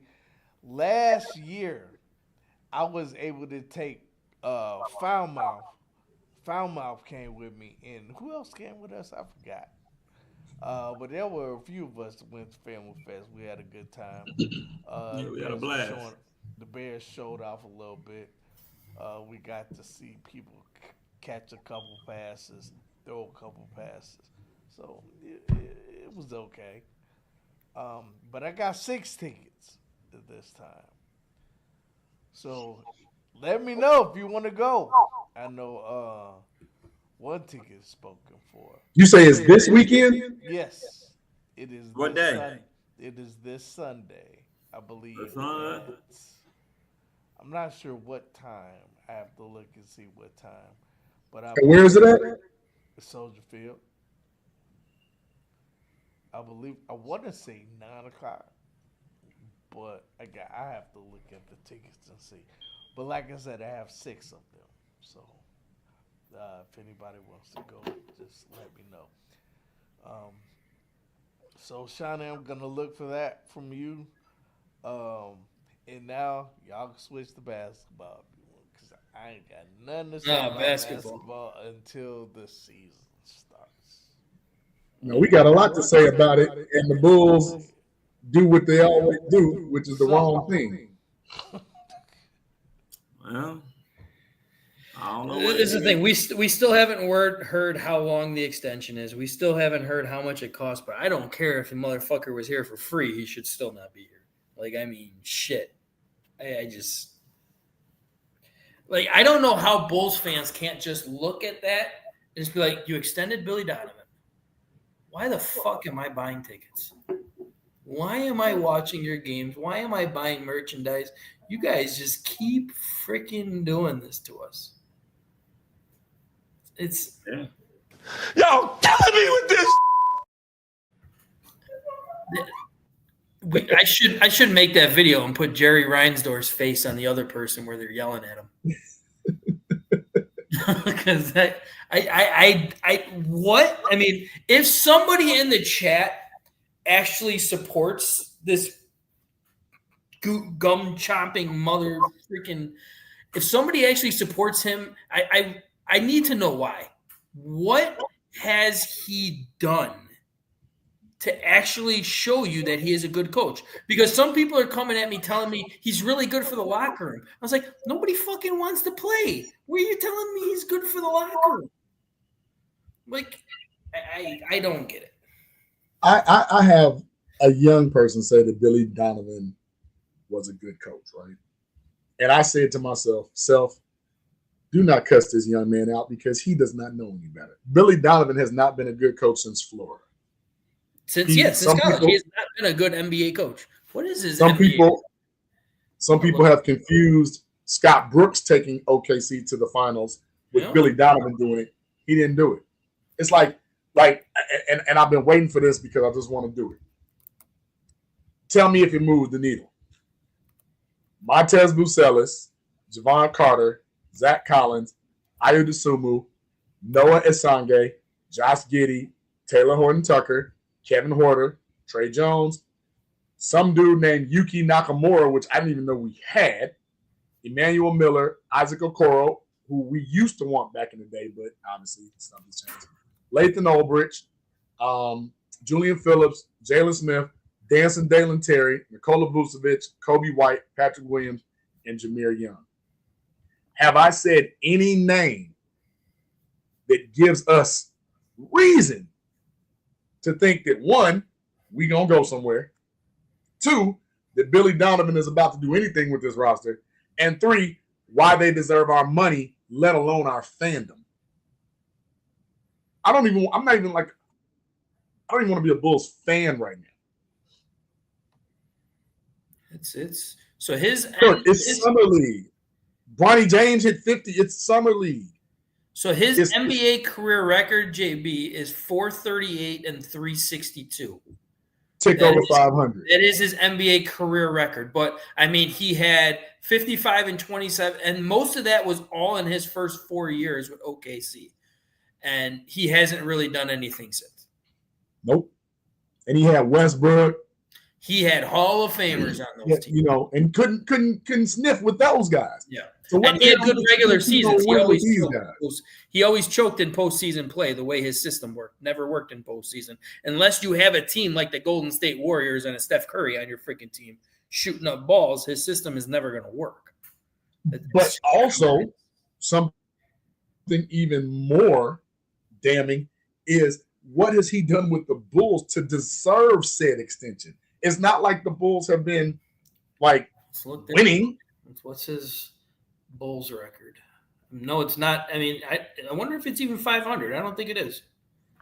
If I'm not mistaken, the Bulls had one really good season. No, he's under 500, 195 and 205. So he had one good season. Yeah, one good season, which was just I think it was like 7 or 8 games above 500 too. It wasn't a great season. That was the first year we had Lonzo Ball and all them. We got hurt. Phenomenal first half, and then we just dropped the ball in the second half. I mean, let's be honest, fellas. Jerry Reisendorf is probably one of the worst owners in sports history. Jesus Christ. When you kind of sit up there and think about it, if it wasn't for the simple fact that they drafted Michael Jordan and the White Sox winning that 2005 World Series, shit, he'd be known as probably the worst owner in sports. He doesn't know how to hire the right people to run a franchise. He has no fucking clue what he's doing as far as running a franchise. He's cheap as fuck, cheap as hell. And the thing is that he's like a fucking leech. He leeches off the Chicago. He leeches off the Chicago fans that love to see their sports teams, no matter what. Whether they lose, win, rain, sleet, snow, hail, it don't matter. They're still gonna come out. I think the last 3 years, the Bulls have been number one in attendance. The Cubs nickname. This past year, I don't think they did. This past year, I think they finished third. Maybe not this past year. Shit, I bet you they went in the top 5. They were third. Yeah, they were still top 5. They've been top 5. Yeah, they've been top 5 ever since Jordan. Yeah, I mean, but like I said, it's off of, the love that Chicagoans have for their sports cities. I mean, shit. The Cubs nickname is the fucking lovable losers. Go figure. The Bears gonna sell out no matter what. Win, lose, or draw. They're gonna still sell out. Jerry Reisendorf has not been good. He brung over AK from Denver. He's shown that he can't do shit. He has no fucking clue about what he's doing. And then they got the nerve to sit up there and ask you to be patient. Patience was about 5 motherfucking years ago, motherfucker, when y'all got Lonzo Ball and Zach LaVine and Vooch and be patient. We're gonna give Patrick Williams $90 million. Yeah, then you go off and get Patrick Williams 94. You can't give that motherfucker away right now. No, you can't. Nobody wants him. Nobody wants him. Nobody's gonna pay that for him. He's not even worth half of that. My thing is this too, going back to Billy Donovan. And he only got a couple more. I hate to say it, he only got a couple more good years left in him. If that. But you've won 50 games as a coach in your 10 years. One time. Once. You've had a sub 500 record with the Bulls 3 out of your 5 seasons here. Why are we paying for losing? We're paying for average because we're average. No. That's not average. If you're listen to me, 500 is average. It's unfortunate. 500 is average, but we've had 3 seasons where we weren't even 41 and 41. Yeah. If you're telling me that mediocrity, well, then you know what? Let me start coaching the Bulls then, and let's go 1-80 and 1-81 and see if I keep my job. I mean, I'll be fired by the All-Star break. I don't know if this dude got pictures of Reinsdorf in the family, or if he secretly is married to somebody in the family, or he gave somebody a kidney or something. I don't know what's going on. Well, not only that, his son is head of the G League. He's the Windy City Bulls head coach. I don't get it.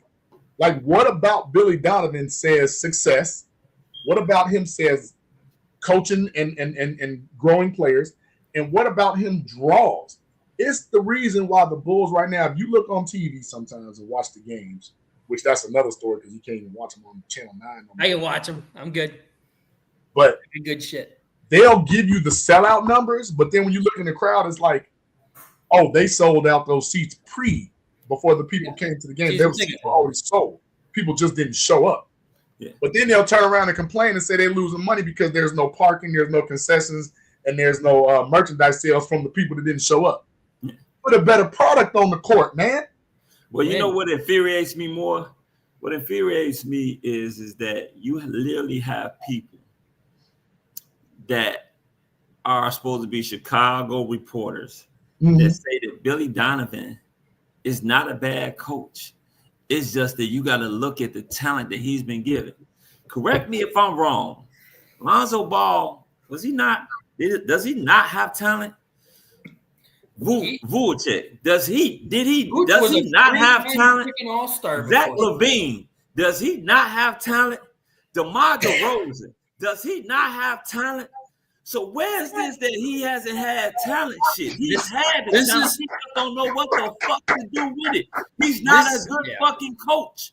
I don't give a fuck if you work for the Bulls or not. That part, foul. This is where, and I'm not giving Billy Donovan the benefit of doubt by any means. But the thing here is, it is the president and coach they're completely on two separate pages, I feel like. Because I will admit, the stupid system that Billy Donovan runs, I hate the system that he runs. Our GM and president are not giving the pieces he needs to run his system. But if you're a good coach, adapt your system to what you freaking have. But you can't tell me, like, all those names that you just said, they are very damn good. But tell me this, what is his system, Frank? Because his system, obviously, you don't want scoring bigs, you want rebounding bigs, so you stuck him with Vooch. But his system needs shooters. I mean, Vooch is a good rebounding big. He's solid because he's tall. No. He's a double-double. He's a 17 and 10 guy. It's because we have a 4'7" power forward. No, it's not just that. Of course he's going to get his rebound. Check this out. You're not going to I'm not saying he's not a bad rebounder. You're not going to get rebounds. Like, JB knows the answer to this right off the bat. What was the best center Billy Donovan has ever had? Steven Adams. That's the type of center that he needs, is a Steven Adams, not a scoring center. He needs a center who is more of like a dog. Like, that's the center. But the thing about it is that Vooch can rebound just as good as Steven Adams, if not better. Well, he may not be the different style of rebound. He's not the defensive player, but what he doesn't give you on defense, he gives you on offense. On offense. Agree. I mean, we're talking about Vooch when he came over from Orlando was averaging like 24 and 12. Yeah, he was an all-star. Yeah, he was a 3-time all-star. But again, I'm not giving Billy Donovan the benefit of a doubt. I'm not saying that he's. But listen to what Foul's saying. People are trying to say that Billy Donovan is a good coach. I'm not saying you just named, Foul, 4 all-stars. Yeah. 4. You couldn't win. And let's say, okay, yeah, Lonzo got hurt, whatever. Again, here we go, Chicago, getting somebody hurt. Yeah, but Lonzo got hurt, and then you were too stupid to replace somebody. You had Kobe White already. Lonzo. No, you had Kobe White already. But you telling me you couldn't do better than 40 wins with 3 all-stars? Scrolls, thank you on that one. 3? Should have played Drummond more, in my opinion. Drummond was better for Billy Donovan than Vooch was. And I like Vooch. Absolutely, but you know what you're not gonna do? You're not gonna play Andre Drummond over the guy you just paid millions of dollars to and gave him 2 first-round picks for. Agreed. So AK don't know what the hell he's doing. Jerry Reinsdorf and Michael Reinsdorf don't know what the hell they're doing. Billy Donovan probably needs to go back to college. David's waiting for us to flip to a different basketball team right now. I can't talk about them. I don't want to talk about them. We're talking about the WNBA. I'll go see theirs before I go see the Bulls. No, I just don't want to talk about them because have y'all been watching like the last? I have been watching, and I've never seen such a horrible freaking basketball team this last 10 to 12 games. Like, I'm pretty sure they had 6 straight games where they lost by 40 plus points. After the All-Star break, they just imploded. Yeah, 40 plus points, 6 straight games. You ain't been watching. It's been bad, bro. The thing is, Angel and Atkins haven't been playing. Yes, and I mean, there was a thing. Angel Reese played like 2, right? Yeah, when Angel Reese was out, she's probably played 1 game, maybe 2. I think she played 2, right? When Angel Reese is out, they were 1-8. But again, right before that, even when Angel Reese was playing, they were like 2-8. So I mean, she was playing better, but they have a horrible coach. Yeah, because they didn't have Cardozo there. Right. I mean, they've been struggling. They don't have any idea how they can run an offense. They don't know. Well, guess what? They are another Chicago franchise that has a dumbass GM that doesn't know what the fuck they doing, man. Well, come on, man. It doesn't take a rocket scientist to know that, first of all, you don't trade away a first-round pick for Ariel Atkins. No, you don't do that. You don't do that. Especially when your team has been ass. I mean, that was a nice pick. If you're gonna fucking go with the youth movement, just go with the fucking youth movement. I mean, the only thing that they got going for them right now is that the Connecticut Suns, they have the option to swap picks with the Connecticut Suns. The Connecticut Suns right now have probably the worst record in the WNBA. Right.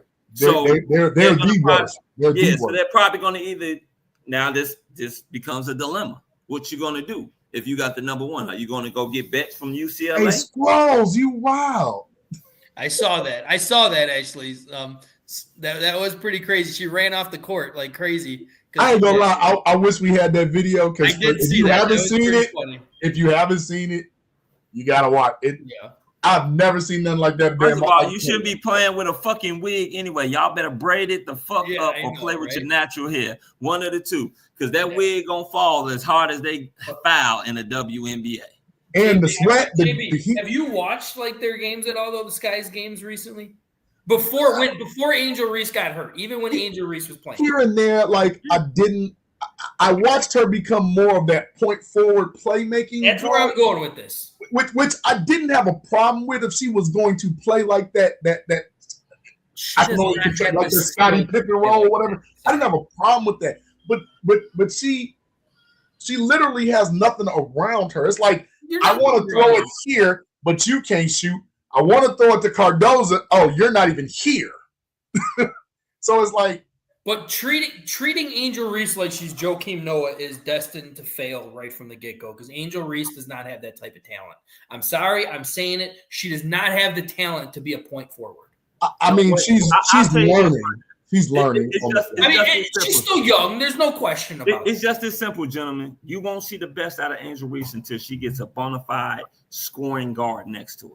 That's when you'll see the best. She has to get a point guard. No. She needs a bona fide scoring guard.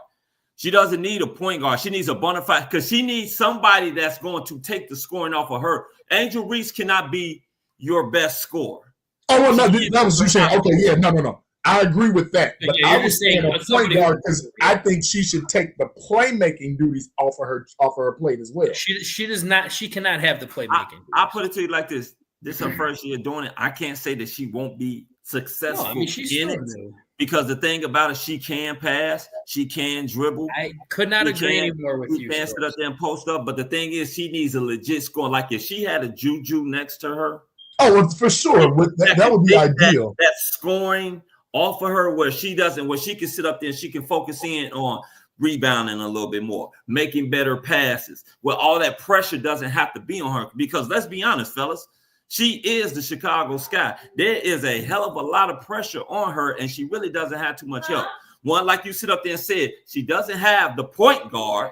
She don't have the point guard to sit up there and help her out. She don't have the point guard to help her out. So that point guard is not making it easy for her to get the ball to her or Cardoza, who can be a beast. Because she can't get to her sweet spot because she's bringing the ball up. Yeah, exactly. So that's why they run a lot of that two-man game with her and Cardoza because they don't have the point guard. It's always to the right side, right over the left shoulder too. Yeah. So she needs that legit guard that can sit up there, that can go in there, and that can put up points where she doesn't feel like she has to do everything. Because let's be honest, if she doesn't, they don't probably have a chance to win. Well, that's the thing, and I say that's unfair because that's too much pressure on her. Remember, she's only in her second year. Yeah, and she wasn't coming off of being like a dynamic scorer, similar to like now you looking at the Bulls like, oh well, Kobe White's going to be our ticket. Yeah, that 20.7 or 20.5 points looks real good considering we don't have nothing else. But we know Kobe White is not going to get you 30 points a game. That's not what he does consistently. No. But you're putting the ball in his hands to say, hey, go get us 30, big bro, and we can maybe be 42 and 40 this year. Yeah. So tell me this. I'm going to ask you this, JB. Frank, I don't know how much y'all watch women's college basketball. Yeah, don't. If the Chicago Sky got the number one pick, are you going to get the big girl from UCLA and say, okay, we're just going to get her and we're going to see where let the chips fall where they may? Or you're gonna go and probably try to trade back and get maybe the point guard. What's her name? Olivia Miles. They use. In my eyes, you are not. I think she's at TCU now. She transferred. Right, she transferred.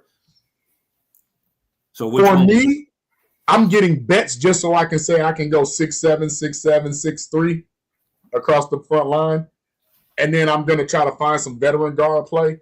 Hell, I'll even just for some dog mentality, I'll even call Kennedy Carter back like, man, my bad. Come on and just be a fire plug and cause some controversy. And then hopefully we look better but lose enough, and then I go draft Juju after for her junior year.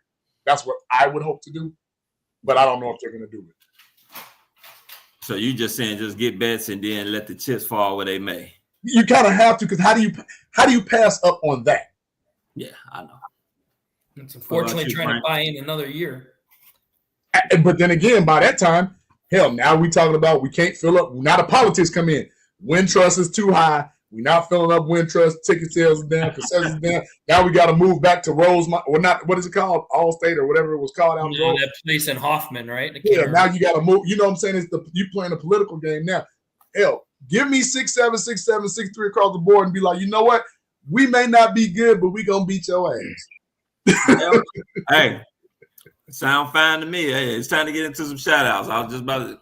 Crookie was already on it. Let's go and get I got to shout out, fire all the Bulls players. Give me Asai Ujiri because he just became a free person, and give me Mark Jackson as the coach, and let's go.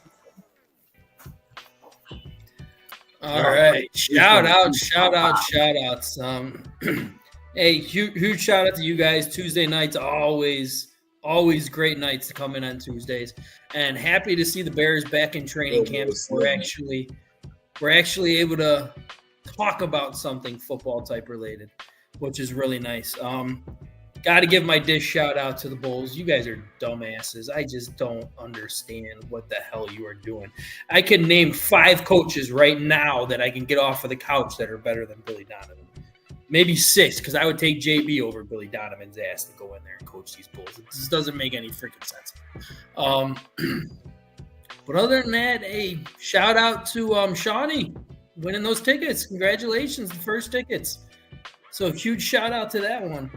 And nothing else. Hey, go for it, JB. Ooh, that was a short one. You sure, Frank? That's all you got?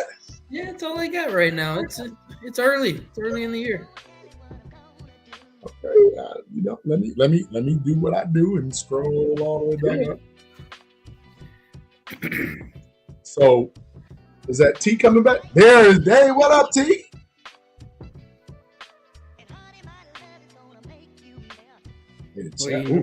Hey, I'm still scrolling. The chat was that lit tonight. You're muted again, T. And this has been like the worst technical difficulty night I've ever had. We gotta figure out what's up with that. So I forgot to give the other word for the other pair of tickets. For the other tickets, yeah. I'll wait until JB does it. I'll wait. Okay, well, I'm just gonna jump right in, man. So shout out to you guys. As you know, Tuesdays are a very important night, special night for me. I get to commiserate with my brothers. We get to talk sports and have a platform where we can just be who we are and talk some good stuff. You know what I'm saying?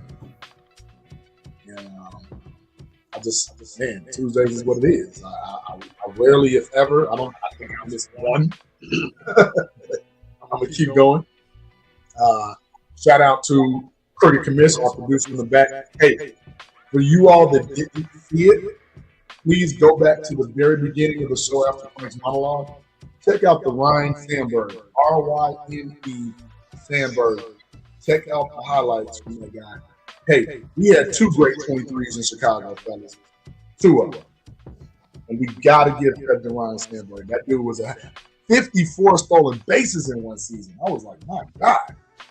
Like, he was one of them guys. 40 home runs once. He was one of them guys. So, shout out again, condolences, love, rest in power to Ryne Sandberg. Ryne Sandberg in his family. Lee Ainsworth, thank you for chiming in. We appreciate you. Appreciate the love. Jim Wealth Net, shout out to the man behind the scenes. He gave a big shout out to Crook. Unknown X, thank you for chiming in. We appreciate the love. Omar 86, TTNL Runaway, thank you for chiming in. We appreciate the love. Brian Price, although you're a Packers fan, you do rock with us. So for us to say that all Packers fans are trash is a lie, because I rock with you, Mr. Price. I rock with you. I appreciate you. Appreciate your levity and your honest opinions on the team. TTNL Runaway. Love that guy. Got to get you on the next fan appreciation. TTNL Runaway, would you grace us with your presence? I would love to see you. Bears down. Always on, always with the great commentary. We appreciate that. Thank you. Jay Grizz from the East Coast. Thank you, Grizz, one of the family, one of Chi-Town's finest, just representing in Philly, I believe. Appreciate you, Jay Grizz, for chiming in and coming on. Don Burke, although you are a Detroit Lions fan, we still respect and honor the fact that you are repping for your city and your team, but you come on here and rock with us. So we all can get along. Appreciate you, Don Burke. Okay. Now, Pros, me and you, we have a love-hate relationship. I can see that already. It's okay. But I just got to address one thing you said, brother. You said Jaden Daniels is overrated. I'm going to sit up here and say, I'm going to invite you. If you're here in Chicago, we need to meet up. We need to have a drink, and we need to hash this out. Because there's nothing about JD5 that's overrated. Nothing. But we appreciate your love and your commitment to the Chicago Clubhouse Podcast, and here to talk about it. Jeanette Johnson, one of our P1s, chimed in often early. Easy. We can one of our Chicago Podcast members catch him on Saturdays at about, I think, between 1 and 2 Central Time. Easy does it. Easy's out there in Vegas. Love that guy. And let's see. My man Bullets. Hey, my brother from another West Side, Cali Love. We appreciate it. Bullets chiming in. Always love to hear from Bullets. Welcome back, because I haven't seen you in a couple weeks, brother. And in fact, text me and let me know how you're doing. Make sure your family's okay. Logan, thank you for chiming in. Logan is always one of our young patrons. Leah, thank you for chiming in. Another one of our young patrons. We appreciate the love. And, oh, man, they was going at it. Hey, I don't know if you all really took a look at the chat. They were going at Cornelius Qualls. Thank you. Thank you. 907. I suspect Ben Johnson will be going for it a lot on fourth down because he saw how successful Dan Campbell was using that strategy. Goes against a little bit of what I say or what was told, but thank you for that promo. We appreciate it. I think this is the most Don Burton spoke like ever. Like people were actually acknowledging him today, so I think he was having his own. Is the submarine important? Hey Frank, is the submarine important? David, thank you, David. David came back. Appreciate you, David. My man Sidious, I didn't see Sidious or Dixon today, but I'm sure he always goes back and watches the show. David, thank you. Thank you, David. He said Kevin was made of glass. You ain't lying. Dante Purified, thank you, David. Kareem, the original Chris Williams, Mark Columbus. You damn right. You just keep getting into plays. Kevin Jenkins. You right. Thank you for coming in. Appreciate it. And as we're winding down to the questions, Lola, thank you for coming in, Lola. We appreciate the love. Let's see who else. Man, this chat was long. I love it when it's long, fellas. That means we have people watching. David was getting it in. David wanted to hear about that rebounding from the sky. Well, that's about all we're going to get. Crazy Ace, hey. Keeping them borders safe. Appreciate you, Crazy Ace. One of the Chicago Clubhouse podcast fans. Swift Sports Network chimed in 957. Bear down. Thank you, Swift Sports. Always love Frank No Packers for. Who's that guy? I don't know, but he says Packers smell like shit. Hey. Yes, hey, that Franco Down guy is a wild boy. He is. He's untooled, man. Let me tell you. He just says what he wants. Unhinged. I'll leave it like that. But special shout out to Miss Shani C for winning our first of 2 Bears ticket night for the preseason game 1 against the Miami Dolphins this Sunday. This Sunday or next Sunday? Sunday the 10th. Sunday the 10th. So shout out to Shani C. Glad one of our We had a P1s. couple people flirting with her on the chat after she won. I saw that. Hey, nice looking young lady. Man. Gotta give credit where credit's due. But here's the thing. That just proved that if you watch, not only might you learn something, you might win something. Yeah. Thank you, and shout out to Simon. And then lastly, shout out to SB and the family that I got watching. I know I had a couple of students that were chiming in. A special shout out to the Brown Tillis family for went to the service yesterday morning for one of my personal students that was hit by a metro train a couple of Thursdays ago down on 27th Street. That was one of mine. Just shout out to them. They do watch. We appreciate you guys and in our prayers. Shout out to Shamar. I just got one of the angels at home. And last but not least, we have one person watching, and I mean only one is the podcast mom. Y'all know who it is. Miss Sandra Ryno home. The mom. Lady. Yeah, that was a great shout out, JB. First of all, I just want to give a shout out to everybody out there watching. Shout out to the chat. It was lit tonight. One thing here at the Chicago Clubhouse podcast, you know, we don't come in scripted. We don't come in here kissing each other's ass and trying to push an agenda. That's not what we do here. No. We give you true, honest opinions about shit. Most of the time, we're not gonna agree with each other. You know, we're gonna go back and forth. Y'all see me, I'll go with it with everybody. Shit, me and JB stay going that. But at the end of the day, it's all love. And it's just realness. It's like barbershop talk. You know, you just sit in there. It's like you sitting around the guys and you talking shit, talking about Chicago sports. That's what we do here at the Chicago Clubhouse podcast. So we always tell everybody, please, cost nothing to like and to subscribe to the Chicago Clubhouse podcast. It ain't gonna cost you a penny. T over there feeding his face. Chomping away. Wait, in studio, by the way. In studio. All right.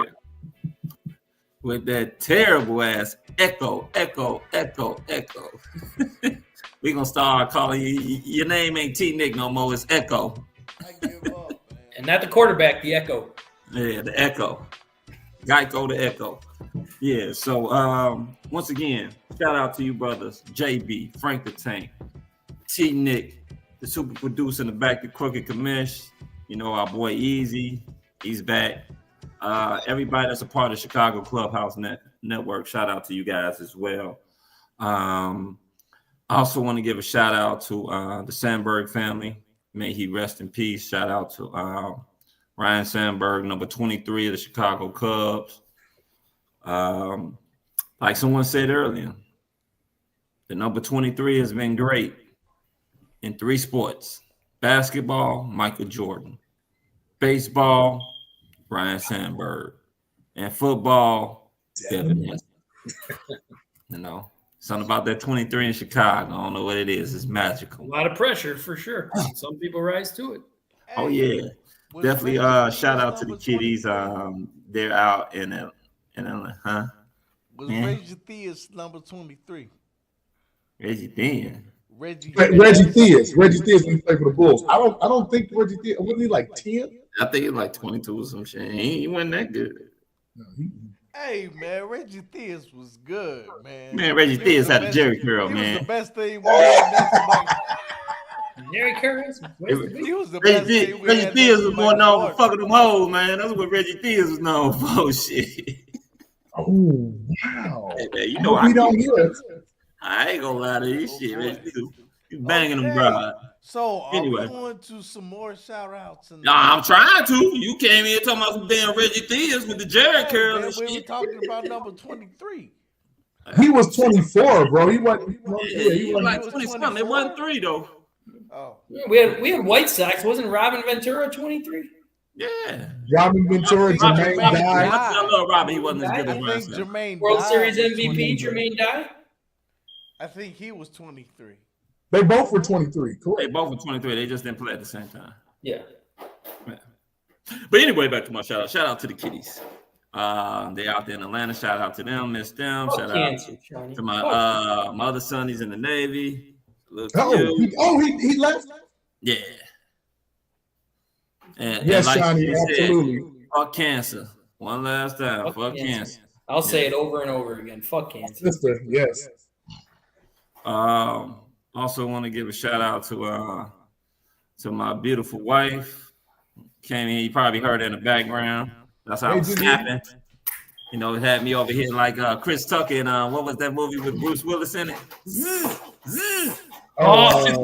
Fifth Element. Fifth Element. Yeah. Yeah. Get her to be quiet. All right. Damn. And shout out to my son, Pretty Ricky. And the rest is left up to T. Everybody shut your ears so you can hear him. Is it that bad? Can I? Oh, I'm about to say. Can I say?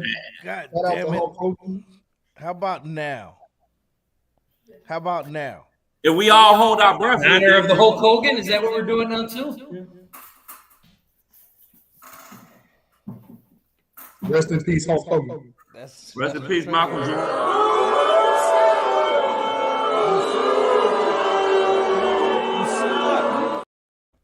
Rest in peace, Malcolm Jamal. I don't know what the I'm boo was assuming for. that boo was for Hulk Hogan. Yeah, I ain't ever booing somebody who died.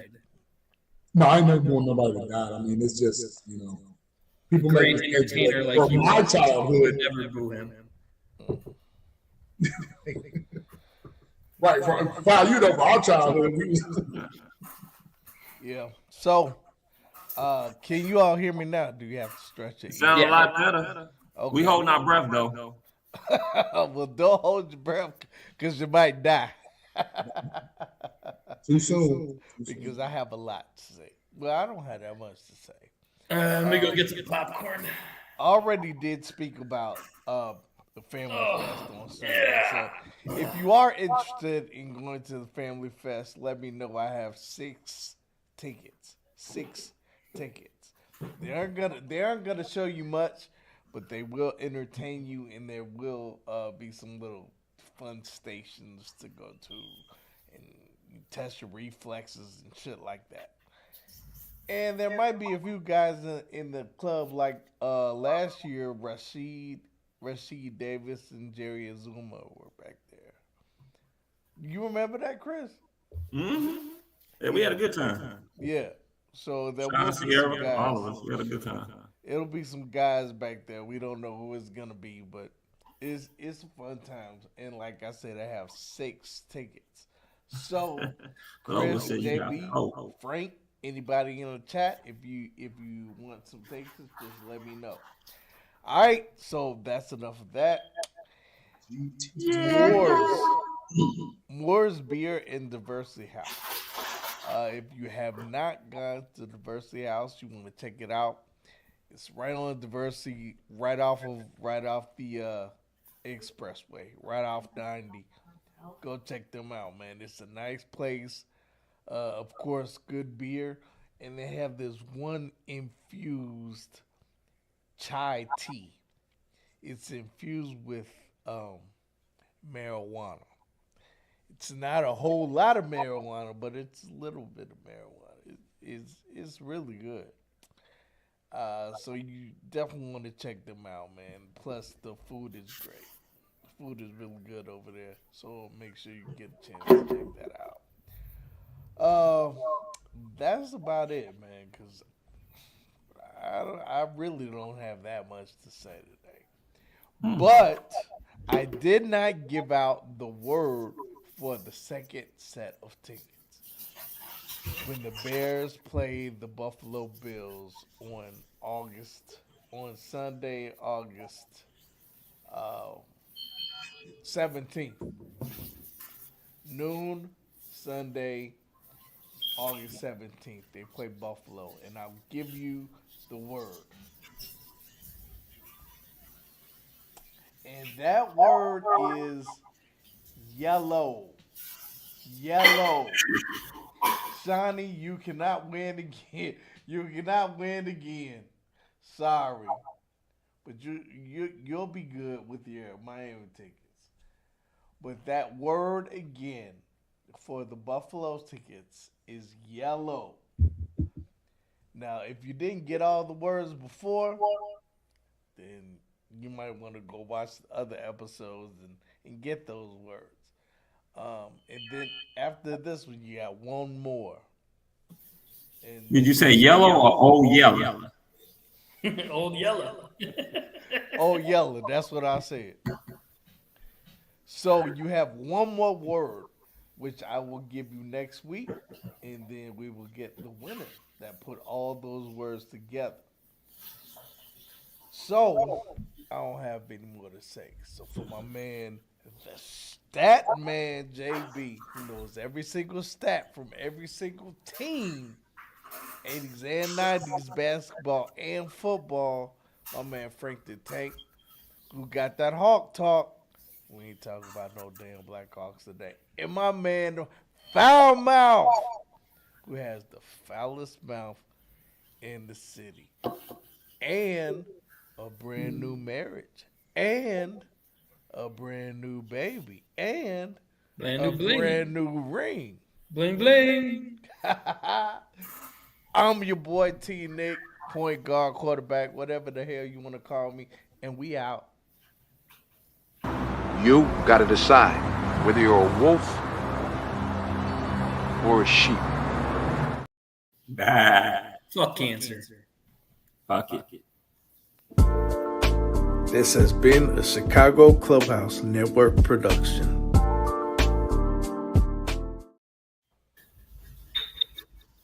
Still fuck it. Bye.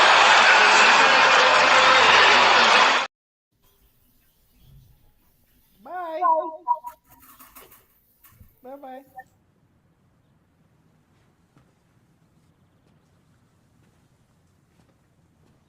You're still here. It's over. Go home.